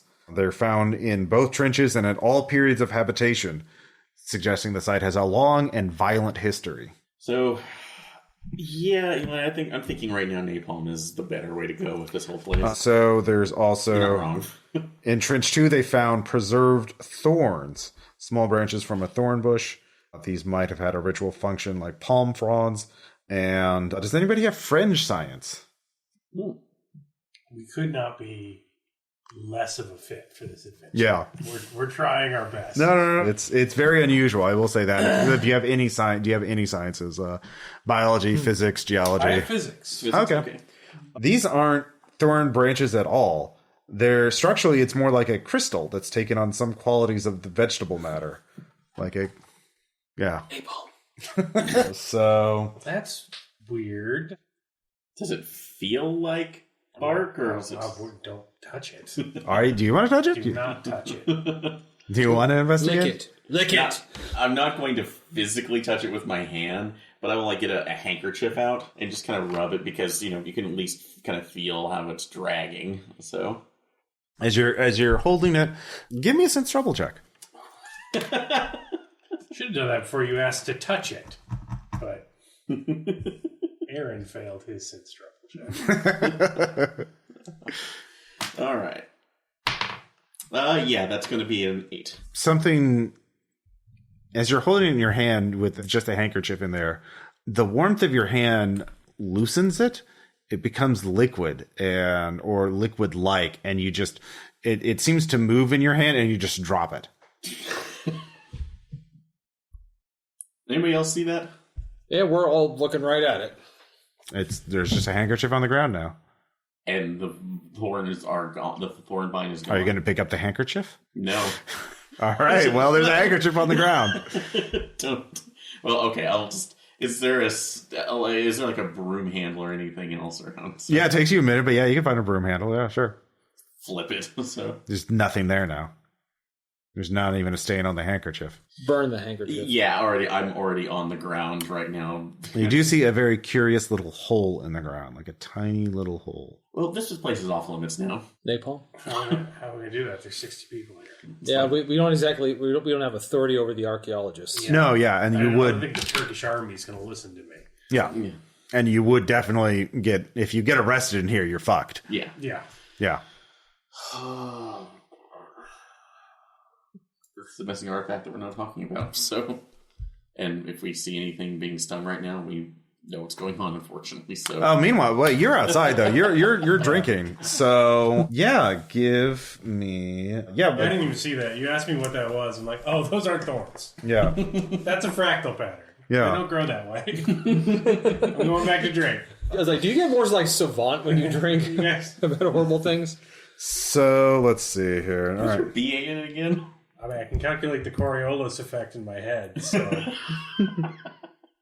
Yeah, they open up to you. They're talking pretty. I mean, it's in Turkish, but there's it's just I bigger. don't fucking know. Yeah, you can make a human spend if you want, or if you want to make some other kind of spend, you can justify. Flattery. Yeah, sure. What do you want to figure out, or what do you want to get them to do for I it? just want to get the vibe of the place from the poor people that are trying to protect their careers and are just going to dig a different hole from somebody else once this dig is over.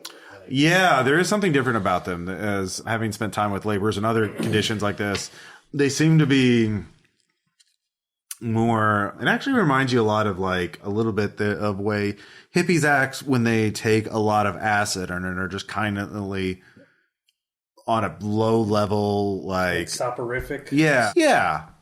The way they talk and they're referring to each other, they're talking about basically like kind of like how hippies talk about trips that they're on or having, or the point where they're getting little. You've taken enough acid that you're getting little flashes. Everyone's having their own conversation. Yeah. Not talking or responding to Yeah. each other. And you're drinking, so give me a stability check.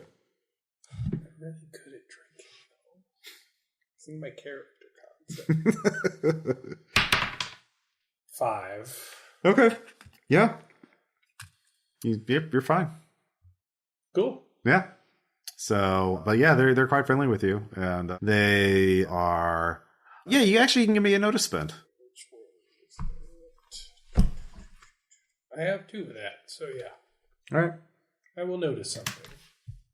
You notice that one of the workers has his hand in the ground, and you could swear for a moment something dark goes up into his hand, like a tiny, like a vein comes from the ground into his hand, like a thin little line. And a moment later, he kind of shudders. I will cash out whatever I'm using for money. Yeah, cigarettes. Yeah. Oh, they got me. Yeah. You did get a couple Turkish cigarettes in exchange for your Marlboros. Thank God. Yeah. Now we're ready. Yeah. You want to try and smoke one of the Turkish cigarettes? No, I want to try and get in the fucking Jeep and get the fuck out of here. All right. Lamb! Abrams! I need a fucking hotel! All right. Yeah, it's dusk. You want to drive back? You could drive to Mersin. I'm going in the tent and just whispering to Lamb as she As you go in, you can see that pokes a handkerchief with a broomstick. We need to get the fuck out of here. So let's go to Mercen. Let's get out. Let's go to Merced. So All right. I'm not sticking around here after dark, man. okay. All right. So the three of you drive to Merced, which is a... That's the problem now. It is on the southern coast of Turkey. It's a major cargo hub. It's a busy port. So by the time you get there, it's 9, 10 o'clock, pretty late, but there are hotels open. You do have the address for a heroin dealer, apparently, and you also can, find... For the person he was visiting. Yeah, with the last name, Claude Uri. Yeah. Let's get the hotel closest to the heroin dealer. Yeah. Okay. Well, that's in a bad part of town. You can just tell. It's not a good part of town. But yeah, you can get a little hostel or a little hotel as, of course, you're driving a Jeep.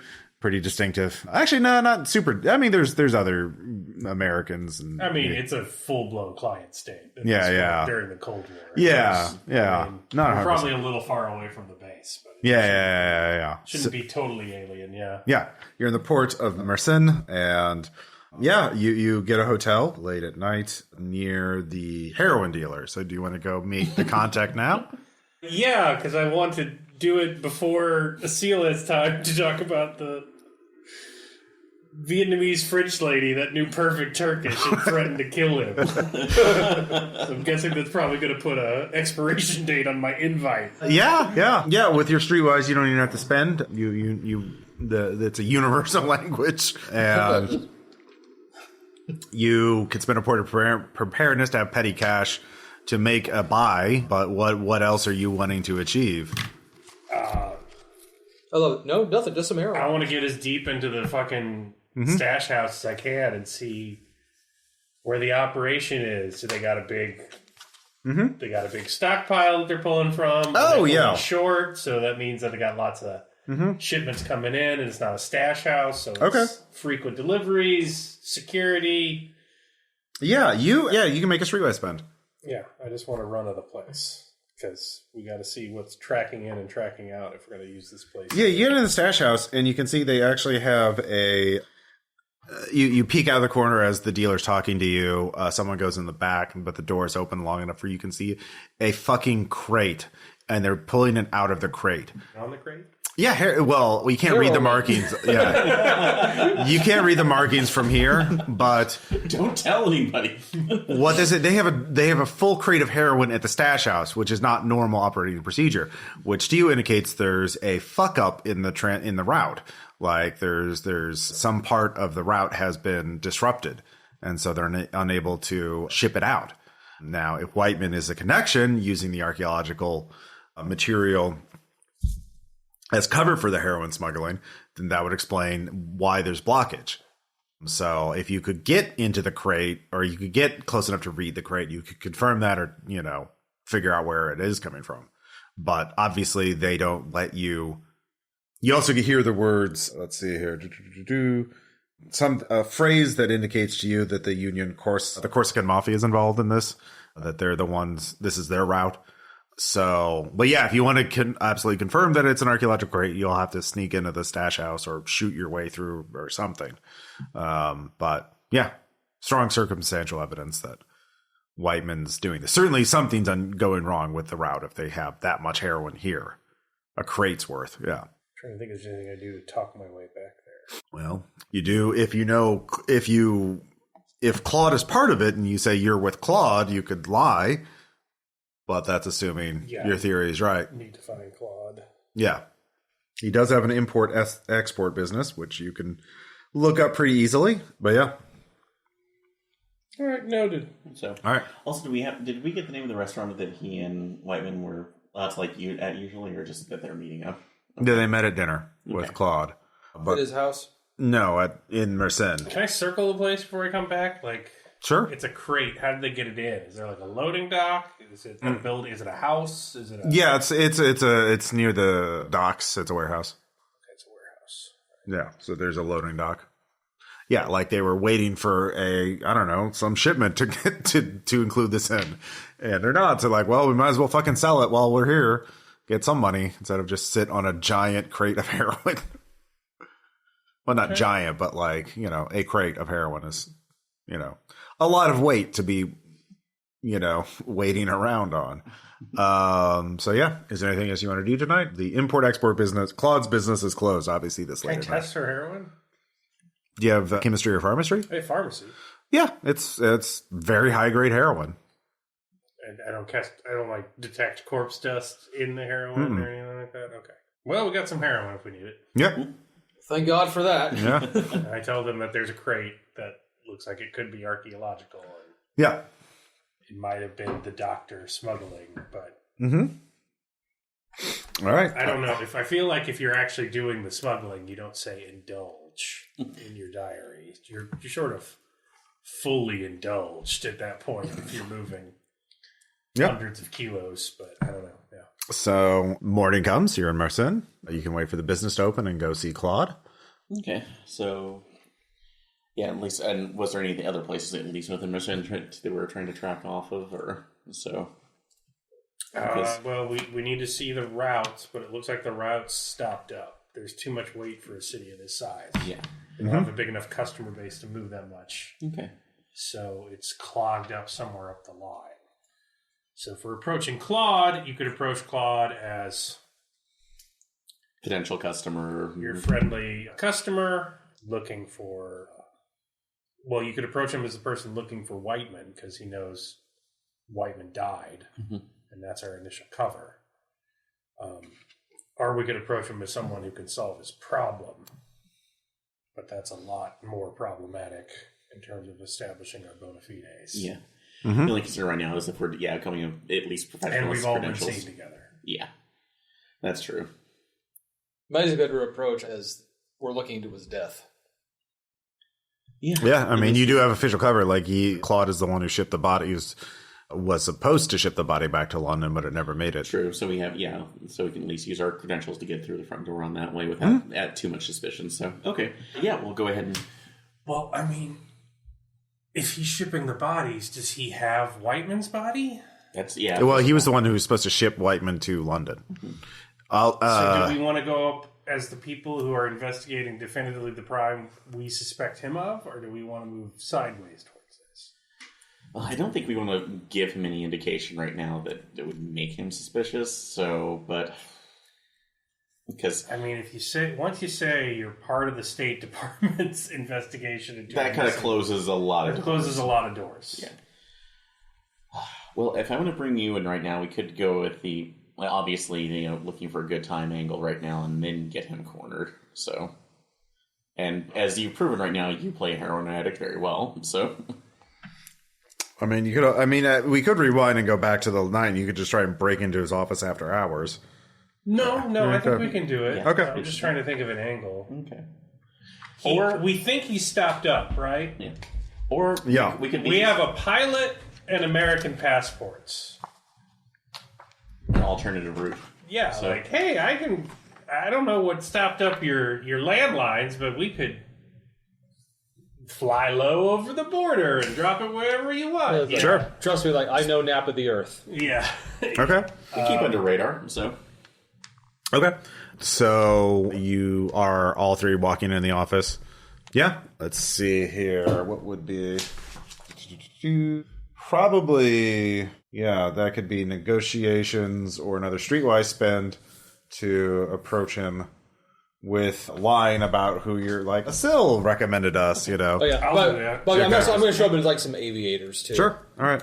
They'll look the part of a pilot. Yeah, I will. Yeah, I'll come in and I don't know how we got an appointment, or do we just barge in? I would imagine you'd have to barge in because, I mean, you're not, unless you want to call ahead and try. I say Asil sent us when Okay. I get to his secretary or whoever's there. Yeah, he's there. It's on a called street near some excellent restaurants, and you make some kind of reference to Asil. It's like, yes, a friend of Asil is a friend of Claude. How are you? I'm wonderful. I've noticed some lovely eateries nearby. Yes. Would you care to recommend one? Oh, yes. He mentions a restaurant nearby. Yes, if you want a little, yeah. Yeah, so let's do right. our dinner in the air. All right, yeah. So you got to a nice cafe. Yeah. Some Turkish coffee and some. I'm not actually well versed on Turkish cuisine, but it's very good. Yeah. Baklava. Yeah. Yeah, when we have a seat, I'm just like, I talked to Asil about your business dealings. Mm-hmm. And I have worked in the same industry of you for many years when I was in Vietnam. Shipping, yes. We do have a problem with that. If Asil recommended you, I think we could make an arrangement. We have encountered some difficulties lately. What kind of difficulties? Well, my regular source up and died. And that source had very good credentials and cover. And so it was very inconvenient that he died. So, and I don't want to disappoint my own connections who are eagerly waiting their products. So if you can fly over the border, that would be very useful to me. So, of course, I will have to... Asil is a good person to recommend you, but I will have to ask my connections to if this is okay, because you must forgive them. They are very, I don't want to say paranoid, but they're very wary of newcomers. Perhaps we can do a small load first and see how that goes. So did you stay in town for the day? And I'll have an answer for you in 24 hours. Just to be above board, so we're all on the same page. You know how this business works. The first one's free. This isn't free, but it's at a discount. Of course. Because once we are trusted, I don't like middlemaning. Mainly, it's a competition for me as the middleman. Oh, no.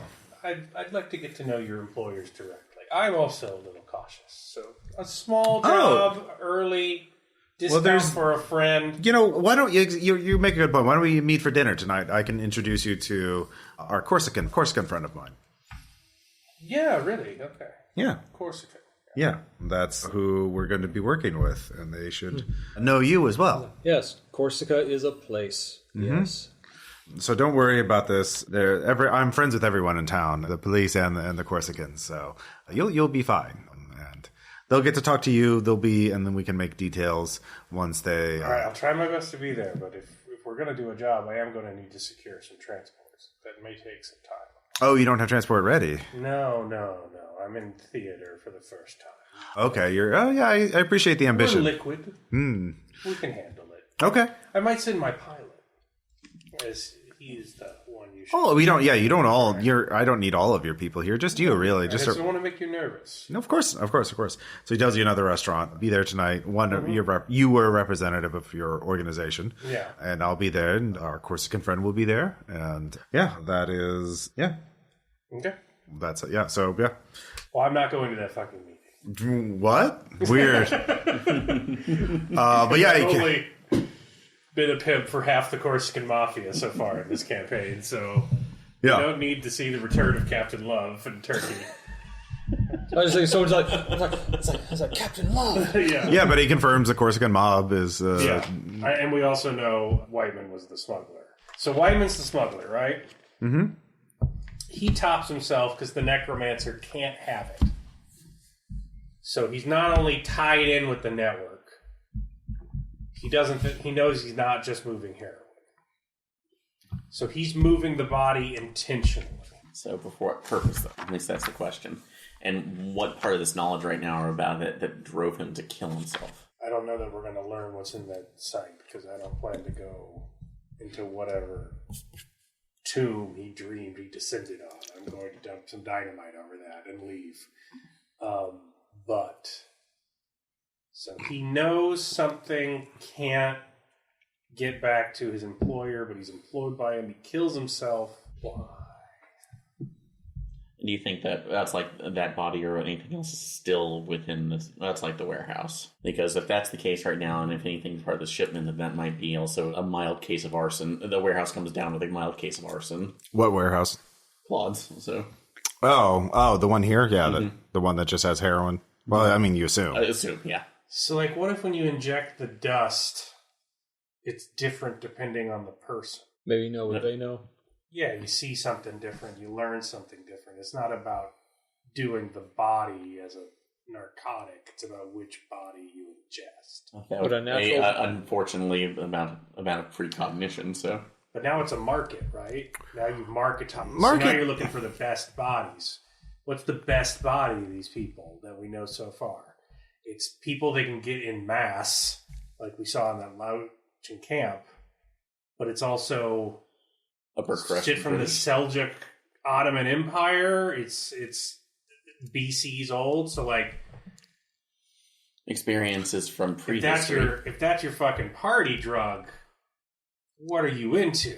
Yeah. Marcus, you know the answers. There's something that tells you that the answers, if you dig in Trench 2 and uncover more of that building, you could find out more. Yeah. Pretty certain we can find what we need in Trench 2. You think his body's down there? I don't know if it's the body, but I think what we're looking for is there. Look, man, I saw something crawl up some dude's arm in there. What? We do not need to go back to that place. The vibes are fucked. If it feels wrong, it is wrong. You back out, you approach different. Them's the rules.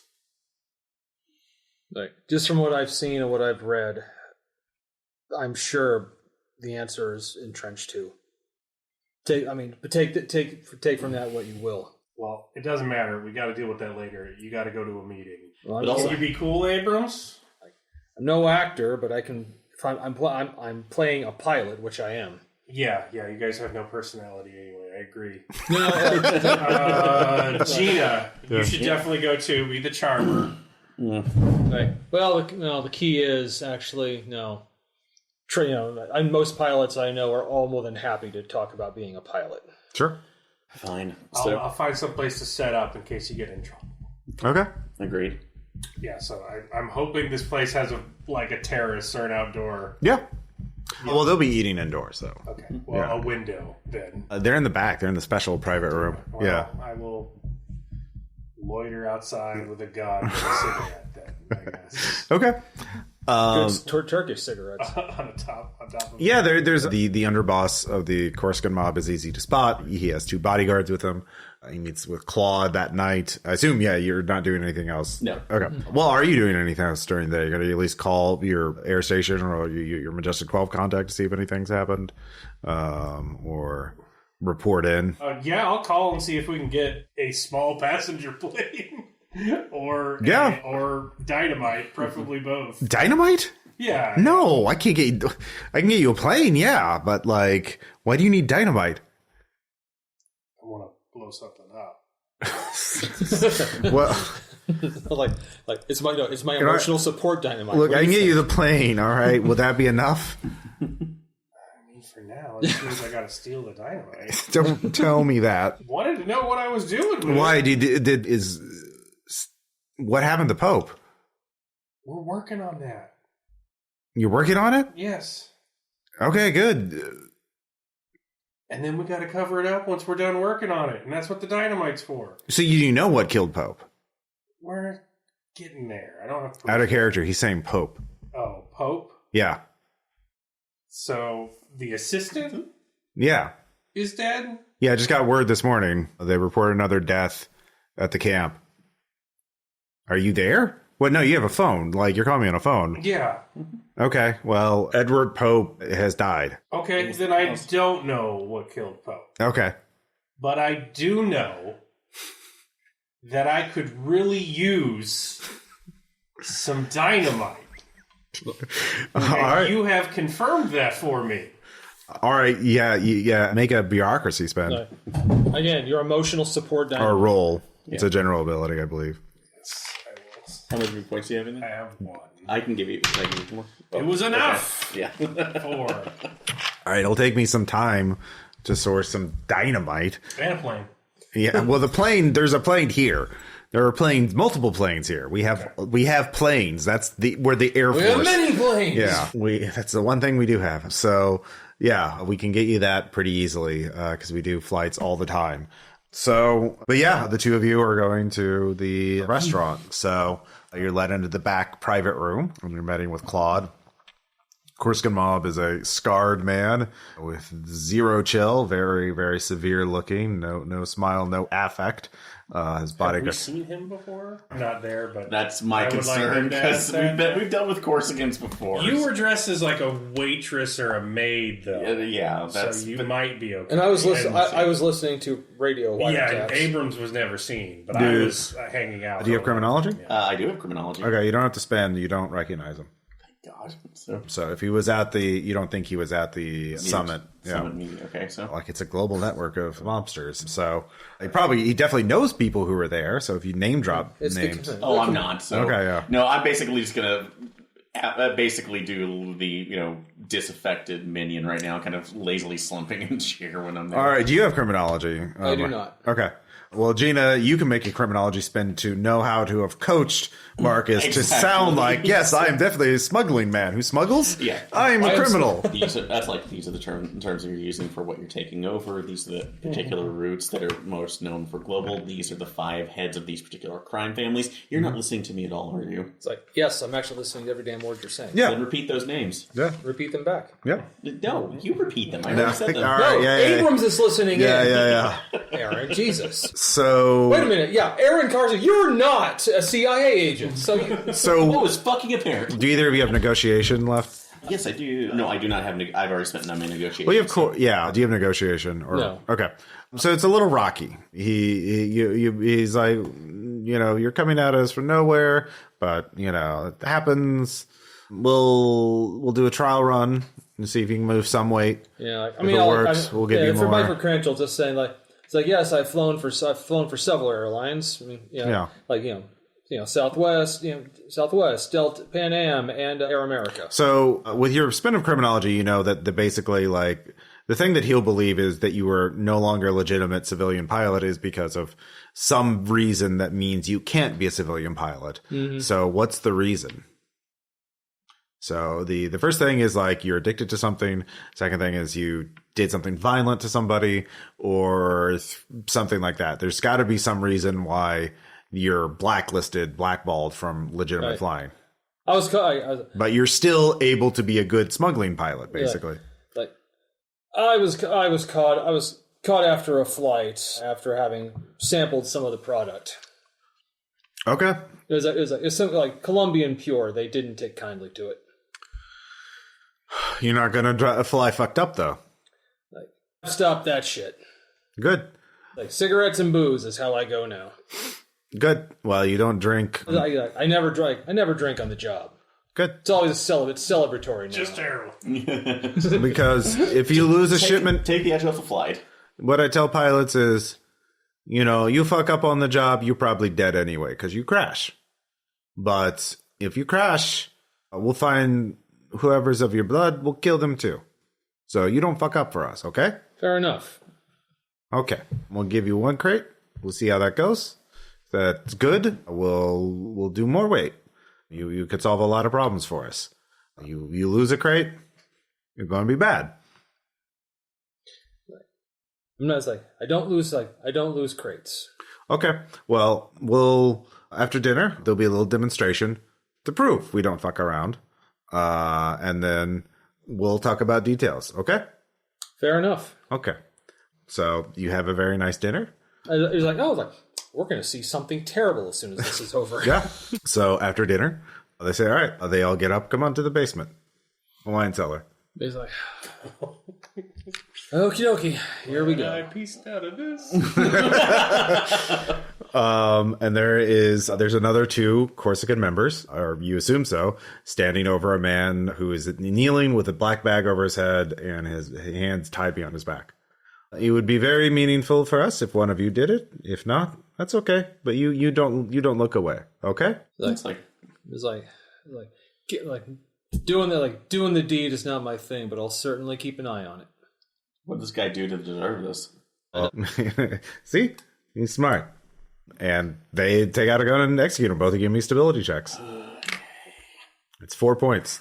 Do I hear this? No, this is in the wine cellar. Okay. Yeah. Yes, at least 1. 5. Okay.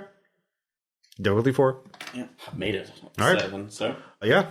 But you've seen a lot of shit now and a lot of people killed. I'm adapted to violence on 2 levels now. Yeah. But they say, all right, yeah, you'll do, you're not cops. Good. They squirm a lot more. I can tell you, this is not the first time you see someone shot. I've seen some shit. Good. Are we done here? Yeah, we're done. All right. And stay in your hotel. Somebody be by in the morning with details. You need a truck to get to your plane? So, no, we got that covered. Okay. It's like, we got transport covered. We give you a truck. It'll have cargo in it. All right. That's fair. And then you give you address across the border. You got 72 hours to get across the border. By plane or whatever, I don't care. So, fair enough. So, we'll see it done. Okay. All right. So, anyways, two of you walk out. Throw up in the alleyway. Yep. Like, you all right? No. But I kept it together long enough Now. No, it's like, hey, you did a good job. That's like, let's just get back to... Like, hey, everyone remembers their first execution. All the walkie-talkie. Eli, Charlie. Yeah. You can't call on fire. Air missile strikes here. Or So where are we flying into? Greece, Bulgaria, Bulgaria. Or no, Greece, yeah. Okay. So I'm going to have to actually do a flight. Yeah. Well, I mean, if you want to keep your cover as heroin smugglers. Oh, wait, well, they're going to want us. They're going to want to bring. We need a location to take it to once we're. Yeah. We're going to be puddle hopping over the Mediterranean at 5 feet above the deck. Yeah. I actually, like I said, That'd be real fucking fun. Yeah. Like I said, nap of the earth all the way. Yeah. Whale Yeah, if they give in the morning, like at dawn, there is a truck outside your hotel with the keys in it and a crate in it and some fake paperwork, and it is listed as archaeological goods that they have not bothered to remove. So yeah, that you can confirm this is the crate that you saw at the stash house, and it is from the dig site. So Any corpses mixed in with these archaeologists? yes, there is a corpse. How is that Ancient corpse? packaged in here? Not well. Is it ancient? Or yes. Is it, Or is it Ancient. fresh, or is it white? It is ancient. There is a note saying this is a Hittite priest. okay. Well, about that, Pope's dead. How? Don't quite know. Just got the call from our Balchard's friend over at the base. That complicates a few things. So you want someone to take the flight and someone to go out towards the dig site, or do we all do this together?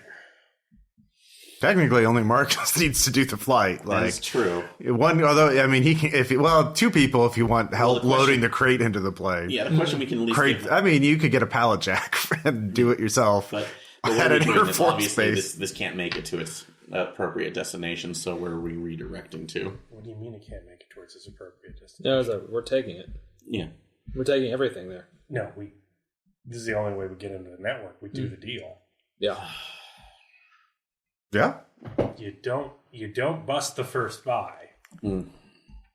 You take a sniff and you say thank you and you hope they call you back. Like that's Okay. Yeah.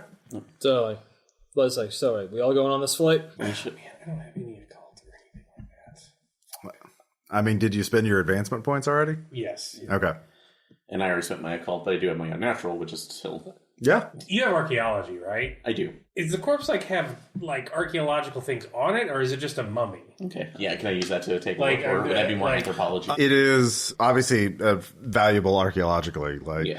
It has not been packed well. It is damaged more than it has been, shoved into a smaller space than it should be. So, what do you want to know about it? Basically, any particular markings. It says it's a Hittite priest, Yeah. right? Why is there a note saying it's a Hittite priest? If I get high on Hittite priests, won't I know once I hit Hittite priest that's good Hittite priest? or are they saying this is a Hittite priest?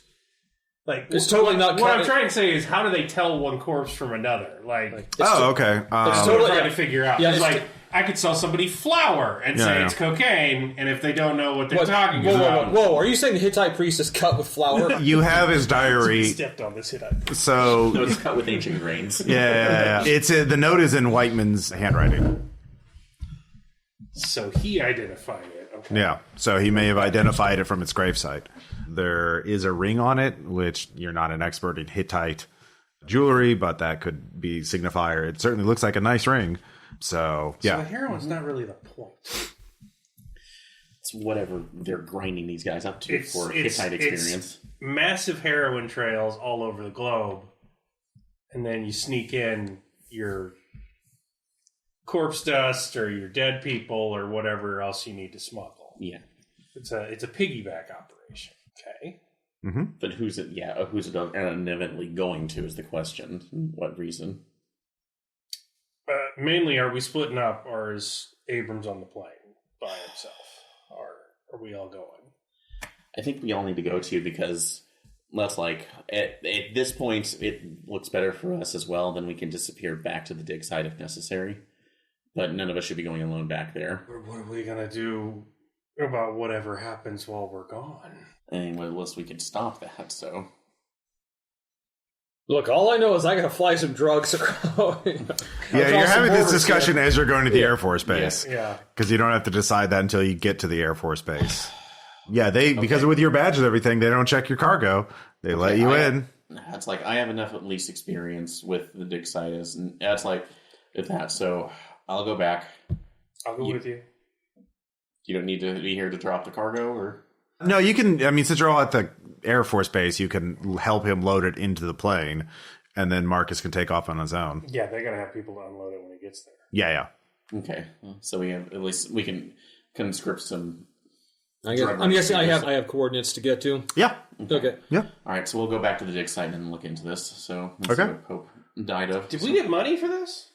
Did we get money for this? Yeah, you will be paid, let's say, $20,000. And you will be handed a briefcase full of, I'll say, British pounds in Greece. All right, I'm going to talk Abrams through his first drug deal. Okay.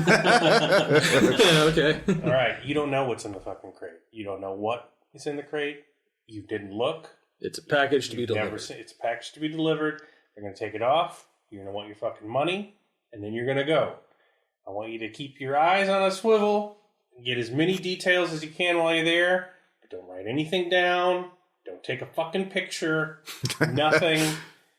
The second you get the cash in hand, you nod, you turn around, you get out of there. You say you did something on your flight logs and you got to get back in a certain amount of time. Do not linger. Like, drop it off, get paid, go. Yes. But you got to get paid. And if they fuck with you, you're going to have to make a big deal about it. Because if they fuck with your money and you're not pissed about that, that's a bigger red flag than anything else. What was the underboss's name again? I'll say Anatoly. Anatoly. Yeah. Let's see here. Anatoly. All right. Yeah. Basically. All right. Well, you guys have fun at the dig site. Mm-hmm. I'm going to go for a nice leisurely flight. Yeah. Give me that piloting check. Difficulty 5 if you want to fly under radar. Difficulty 4 if you're being nice and normal. That's a whole bog trick where to get a hold of me at the hotel to leave a message if he ever gets my package. 7. Okay. So it's basically Napa the Earth all the way. Yeah. So you're flying, making a time, and you two are heading back to the dig site? Yeah. Okay. Yeah, sorry, like dodging a dolphin. All right. So you are... So you get back a couple hours later, so you spent yesterday in Mersin, and you're back here by like midday, so you're gone a day and a half. Yeah. And... Have they moved corpse yet? Yeah. They had to dig him out. Dig him out? Yeah, so you get there, Asil is like, oh, hello, I'm very sorry to tell you, Mr. Pope has died. There was an accident. It is. Where at? So, where do you... Part of the wall on Trench 2 collapsed, and he fell in. And so it was at night, and we heard a loud noise, and it is, so the collapse is revealed, so you go to Trench 2, and you can see that the collapse has revealed more of an intact structure buried under the mound near Trench 2, but as you're looking down on it, you can see that they've pulled his body out, and it looks like the flow of water might... Well, do either of you have architecture? Not architecture, no. Okay. So just my archaeology. So they have Edward Pope here. They're getting ready to take him to the air station to be moved back. They're figuring that out. If any of you have forensics, you could look at him. Okay. He looks like he was struck in the temple by a heavy stone. And that seems to be what killed him. He has a big, bloody wound on there. And he's obviously covered in mud. And yeah, so... but you also notice the mud. There's a lot of mud in this opened up trench because part of it collapsed. And it looks like there's some sort of dark liquid or slime welling up at the bottom. So... Can I spend military science on something? What? Like, I know historically it's different, and I wouldn't be able to test that out. But, like, you can read a landscape. That's like what dowsers do. Mm-hmm. Should there be water here?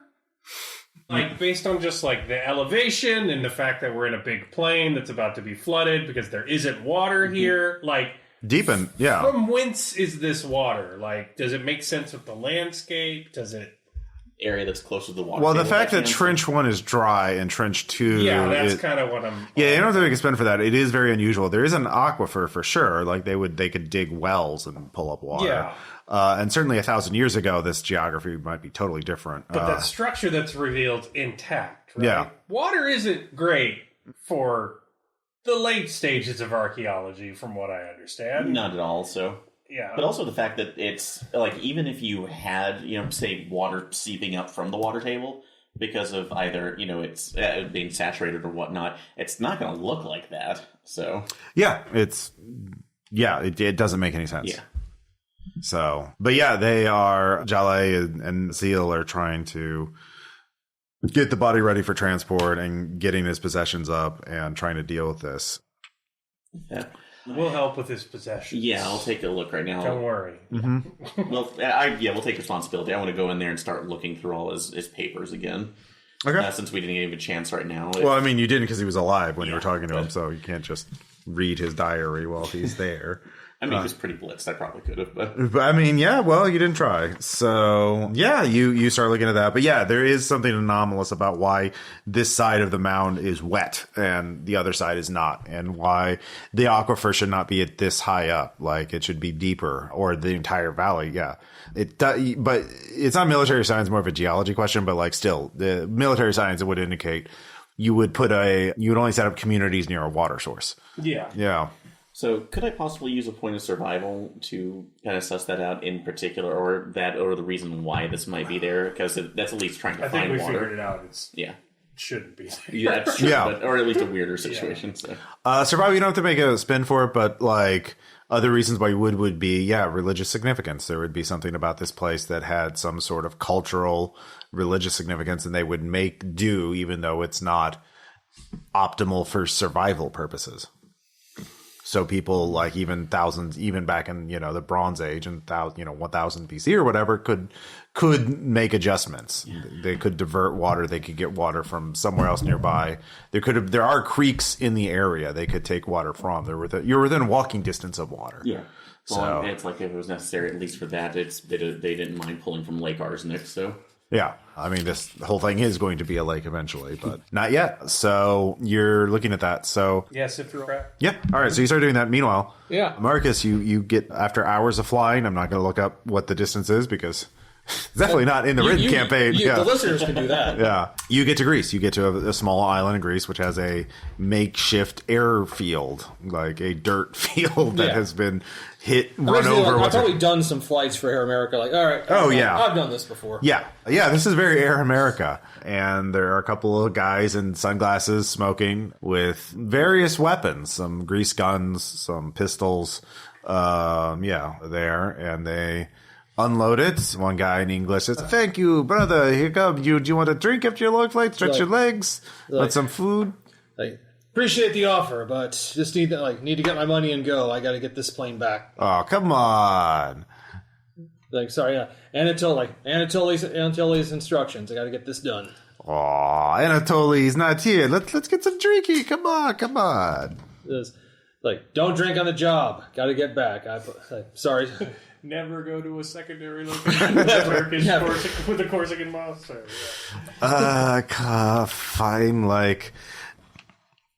So the others start saying something in Greece, and they're just kind of looking at you kind of derisively, and they're just like talking for a minute amongst themselves, and no one's making any kind of gesture to indicate where the money is or how it's going to be delivered to you. So it's like they're deliberately being vague and like passive aggressive behavior toward you. So how are you reacting to this?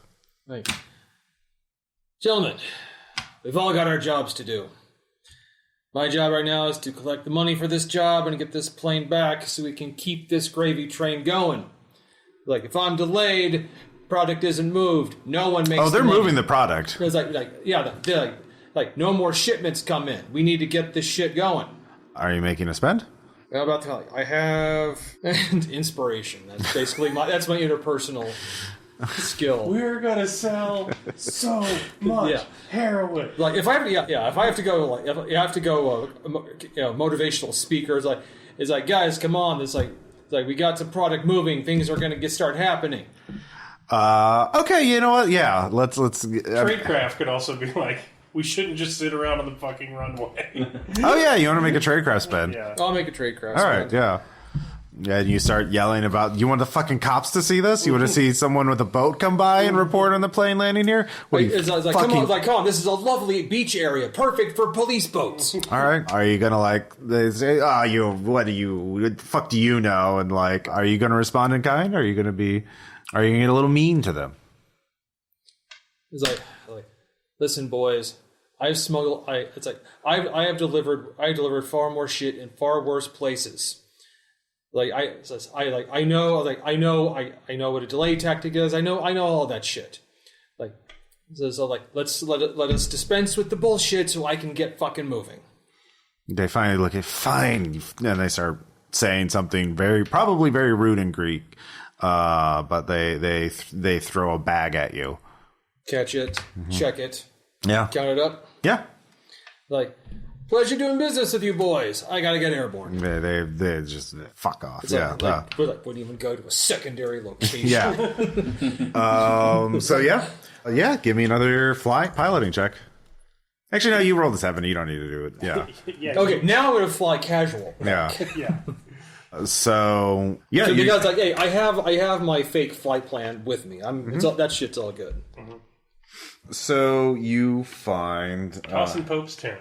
Yeah, so you find he doesn't have he does have notes and letters, and so he talks about, let's see here, another dream that he had, and the dream this time is I was a member of a trade caravan going through the valley, and I met somebody. He was from a distant land. He was very tall and bearded, and he spoke in a barbaric tongue. He was poor company, and when I came to the market town, I had to get drunk to wash away the memory of him away. But half the people, the things he said to them, the stranger said to them, he drove them mad. He knew things he shouldn't have. There was something about him. He was old. He was too old. There is, let's see here, something about Asil Demir. He knows more than he wants, or than he lets on. He's not trustworthy. Let's see here. Indications of some notes about archaeology. Some of the skeletons, stab wound in stomach, nicked lower rib, angle suggests suicide. And he is talking about that when there is another... So that you're spending some time reading this. Is there anything you want to? Are there any questions about Edward Pope you want answered?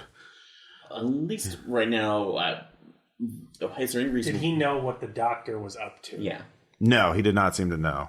Yeah, because he's talking about the archaeological significance of the site when the site is essentially a grow-op for ancient corpses. Yeah. Also, was he, if nothing else right now, was he actually using anything else other than just alcohol to have these dreams? Or, okay, just claiming... You do note that his letters seem to indicate that he didn't start getting the dreams until after he started drinking. Okay.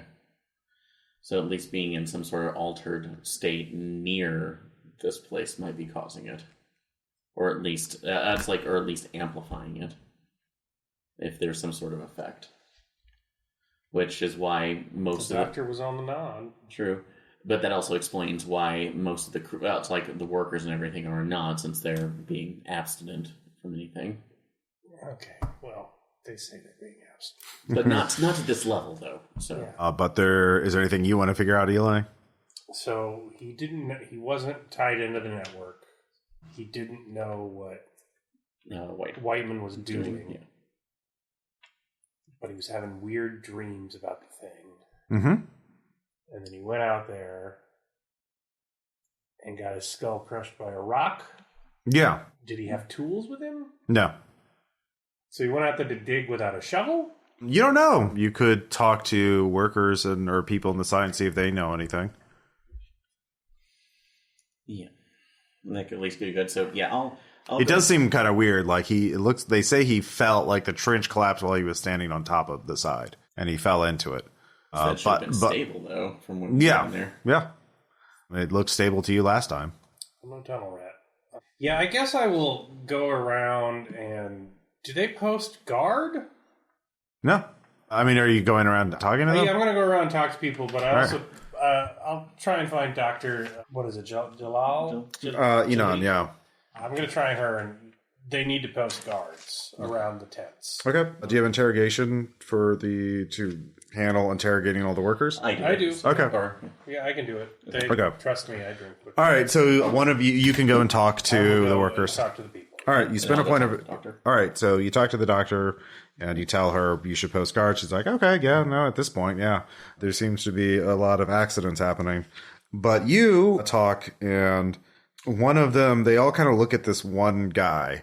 And when you look at him, he seems kind of confused. And you notice that he seems dirtier than the other workers. His name is Dorek.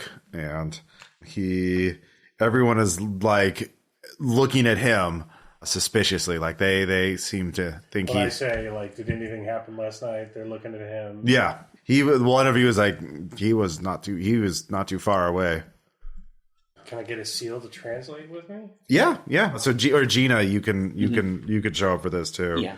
And he denies it at first, but you notice that there's a dirt and dust on his hands, and there's a bit of blood spatter on his shirt, like recently dried blood. I'll ask him, are you all right? So it looks like you were hurt. No, fine. I'm fine.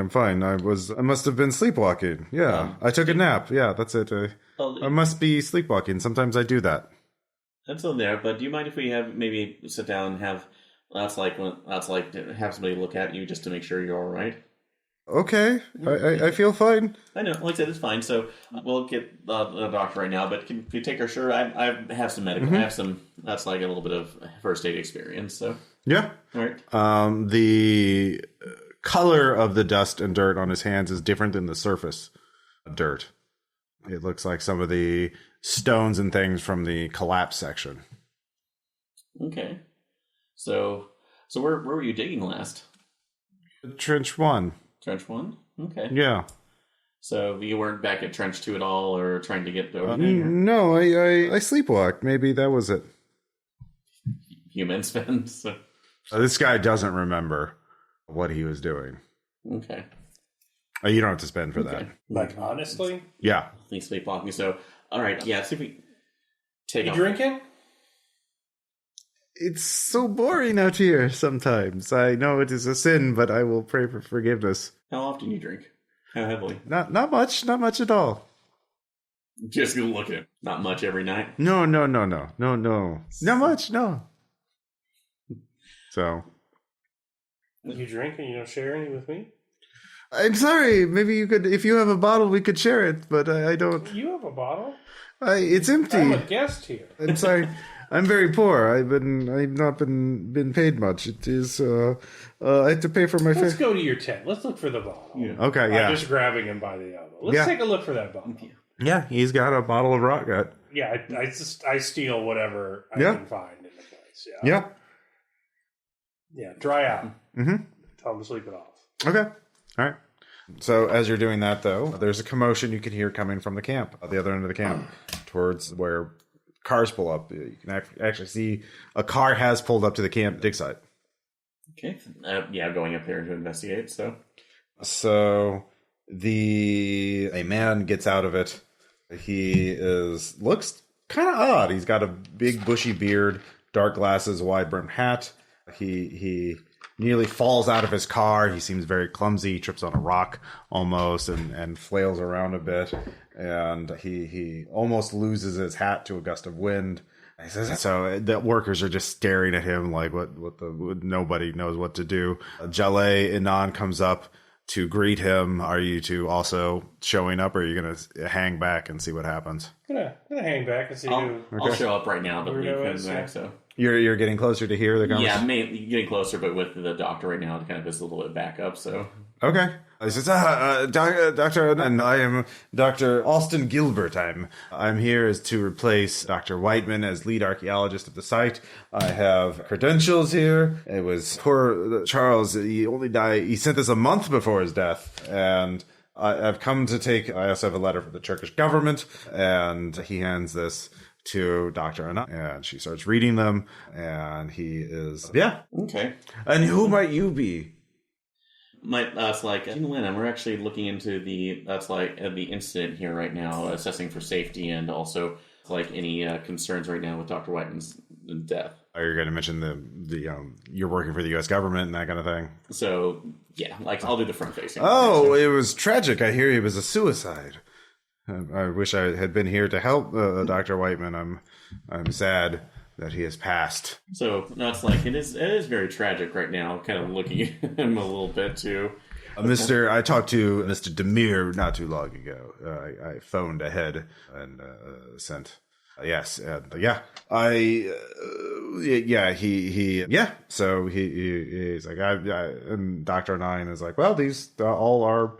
I'll have to go to the village to call in to verify this, of course. Oh, please. It is all on the up and up. I insist. I can survey the site and begin my assessment of it while you wait. I won't touch anything or make any orders, of course. So. Oh, that's perfectly fine too. So, but although since you're just in here right now and they are getting things at least addressed right now with this one, do you want to come back to the tents for a drink right now so we can go over information? Oh no! I need to look at assess the site first. Is Mr. Pope available? Unfortunately, Mr. Pope is not, as he is. It turned right now. He had an accident and is no longer with us. Oh, I'm sorry to hear that. Oh, I'm so sorry. Yeah, like you meant on that. He's very awkward. He is the most awkward person you have ever met. And his voice is kind of raspy. Do you have medicine? I thought I did. Let me see. No, I don't. I have pharmacy, but not medicine. All right. Well, he's very awkward, and there's some sort of something scarring or marking on his skin. You don't know what condition that could be, but looks like bad acne scars, but you don't know.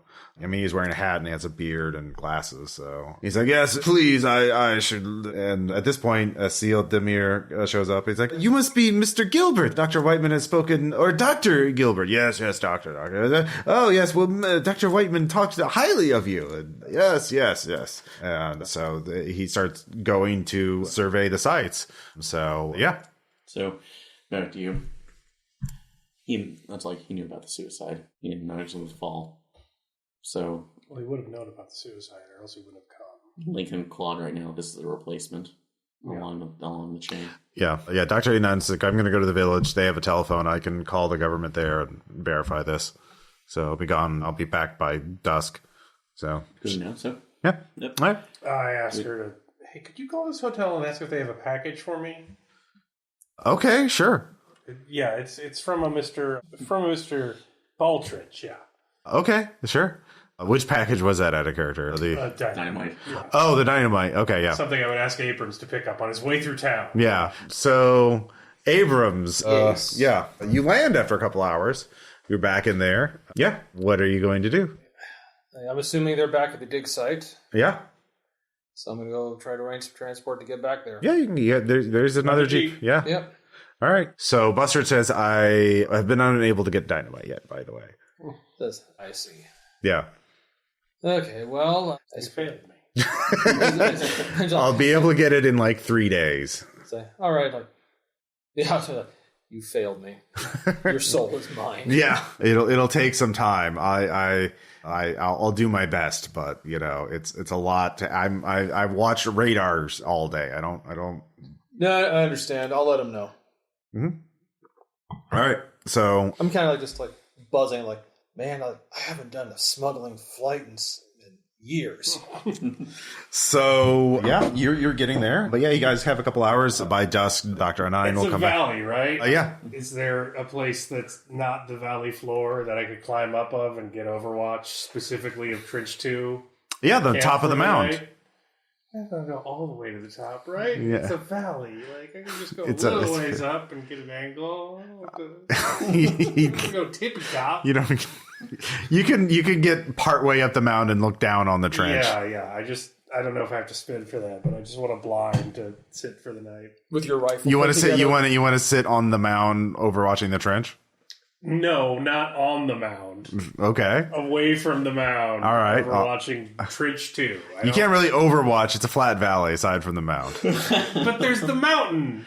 They're in the distance. It's I'm a sniper. How distant is it? you don't have you don't. It's 1 at night. There's no night vision. It's going to be dark. You're not. You could be for a cigarette. Yeah. So yeah. All right. I'll just ghillie on the ground and be pissed off. Like a commoner. Steal all the caffeine of the fucking camp. So By the way, no, did I need to check in with the Corsican guy upon the completion? No. They'll contact you at the hotel in Mersin, which, of course, that's up to you whether you actually do that or not. Yeah. But by evening, you show up, and Dr. Anine shows up. Posted guards, right? No. They didn't post guards? No, because she forgot because Gilbert showed up. Postcards at the tent. All right. You don't have any authority. They're not listening to you because you're not. They don't know who their boss is. They're waiting for Dr. Anine. Oh, wait. I've intimidated. That's like the head of the workers right now. Get some cards on them. He says, no, I cannot. I must wait until Mr. Gilbert approves it. He's the new lead archaeologist. And he may not want to may see that as a waste of resources. You can talk to Mr. Gilbert and voice your concerns with him. I think I can. So... It's on you. I'm sitting in the desert. Getting ready to shoot whoever goes out of this fucking mound tonight. Okay. So we'll say it's sunset. Dr. Nine shows up again. She says, I've validated, she calls everyone, I have validated Austin Gilbert's claims. He is now lead archaeologist of this site. I just met with him to explain where we are. And it is irregular, but I am not, it is above board. And Mr. Gilbert, you are free to proceed. And so, thank you. We'll begin with changing the focus of work from Trench 1 to Trench 2. And I will assign labor as necessary to begin uncovering this marvelous find. Mr. Pope, of course, has tragically passed away, but we will send his remains. And to honor his memory, his one last of archaeological skill, we must preserve and uncover this building and learn from it as much as we can. So, and hopefully our 3 investigators here can wrap up the case soon, because it is clear that it was a tragedy and there are always casualties in such an important work, but we must continue. So with that, Dr. Giles Nine is going to leave, and Gilbert's in charge. And once we're alone, yeah, we're like, oh, I got drug money, 20 grand. Thanks. Yeah, you could probably you could bribe some people to get some dynamite from the dam, the dam. It's probably going to come to that. Yeah. Goddamn layabouts in Majestic 12. So. Yeah. I just realized if his whole secret agent thing doesn't work, I could actually do well as a drug smuggler. Yeah. You're caught up with the rest of the CIA. Yeah. Good. I think now I get like a merit badge. Yeah. So you're like, what do you think you do for a living? Yeah. So, but yeah, Gilbert, a SEAL comes through. He's like, Mr. Gilbert would like to know when you will be done with your investigation. Do we want to meet with him and tell him soon? Yes. Oh, okay. Is there anything else you need? Got any caffeine? Coffee? Yes, of course. Yeah, I need some coffee. Oh, yes. We'll get. Yeah, he makes coffee. Yeah. All right. It's very good Turkish coffee. I take a carafe of it. We'll take one of the Jeeps. Yeah. Got my rifle on my shoulder. And I go, well, they're going into Trench 2 and digging it up. At night? They get lanterns out. They're getting ready to Confront Gilbert. So yeah, he's Giving away our quite. hand, but basically, How do we stop this? They are not going to be doing too much digging at night, but they are getting ready. They're preparing to really hit it in the morning. So yeah. scared Gilbert basically. Where's Sleepy Blood Guy? Sleepy Blood guy. Oh, Yeah. Daruk, the worker. Yeah. Our He's with them. sleepwalker. Yeah. So yeah, Gilbert's making plans on how to do the excavation for Trench 2, and everyone's else getting ready to hit it early as soon as dawn hits. So like there's some work, but it's preparatory. All right, right can now. I make a filch check to steal some priceless artifact You would from be- the storage tent? You'd have to make a stealth check to get in the tent, and then a filch check to take it, remove something. All right, I can do that. I tell her to delay them. You have to delay them. Got it. So, Okay. And I'm going to hurry there as quick as I can okay. and steal something priceless. Okay. Stealth check is difficulty 4. Okay. I spent 3 to do that. I make it at 9. Yeah. You were like very stealthy. Everyone's focused on work. They seem unusually motivated now, and compared with how listless they were earlier. And give me filch checks to identify what's the valuable thing to steal. Oh, fuck. Well, Or if you have archaeology, that would, totally don't. or anthropology. Let's see, Ark of the Covenant, the Spending Shankara 2. Stones. Can I have an? I made a 6. Okay, yeah, you identify something that would be very. You find the little bone cylinder that has the symbols of the god of the underworld. All right, I'm rushing back Mm-hmm. to where they're preparing to get on 2. Is Doric there? Sure. Is he still sleepy and kind of out of it? No, he actually seems very motivated now. I want to roll filch again. Are you planting it on I'm him? planting it on it. Okay, yeah, difficulty 4. Okay. It's on him? Yeah. All right, wait until Gilbert gets close to us. Yeah. And then I am popping Doric in the jaw as hard as I can. Okay. Yeah. All right, roll brawl. Difficulty 3. It's on, he's not suspecting it, but, you could always whiff. I'll spend 2 of unarmed combat. Okay. Yeah, unarmed combat, yeah. Make a 4. All right, yeah. You pop him down. He's reeling. Everyone else is stunned. Gilbert's like, what are you doing? I reach in his pocket and pull out the bone cylinder. Oh, This is what you're looking for, right? no? I mean, he pulled it right out of the ground for your. Isn't this archaeology? Yeah, it is. Yeah. You're not in control of this site, man. These guys are filching you. You don't know who's on your side. You don't know where all this stuff's going. Who knows what's in that tent? Yeah, that's true. But are you here to investigate petty theft? No, but aren't you an archaeologist? Aren't you concerned about maintaining, an archaeologist would be very concerned about something missing from the archaeology site. These guys are fleecing you blind. Who knows what priceless artifacts they're sending out the door to whoever else. As a member of the British Museum, you're concerned about this. They're stealing the artifacts. That's your job! Yeah. I see your concern. Asil, come and take this lawbreaker away. I will conduct a survey of them. I've just gotten here. Thank you for your help. I can take it from here. Well, I mean, if they're out here working with you and you don't know who to trust, you have no idea what they're slipping into their pockets. It's fine. It really isn't. I think that this is given proof right now. I think you are overstating your authority, and I think you should leave at this point. I think you have whatever investigation you are doing has nothing to do with Dr. Whiteman's death, and I think you should go. What do the Turkish workers think is going on? They are watching this back and forth with great interest, and Asil is explaining things in Turkish. He's like, no, he is a thief. That is why he is stolen. And everyone's like, okay. But he's not bothering to translate your conversation with the... Dr. Jalali still there? Or No, she left. She peaced out? Sure, Fuck. that's okay. But we can get enough of these right now because I still have a point of interrogation. So I don't think this motherfucker's not even pretending. So this is a smash and grab job. He's coming to get what they didn't get. yeah. Okay.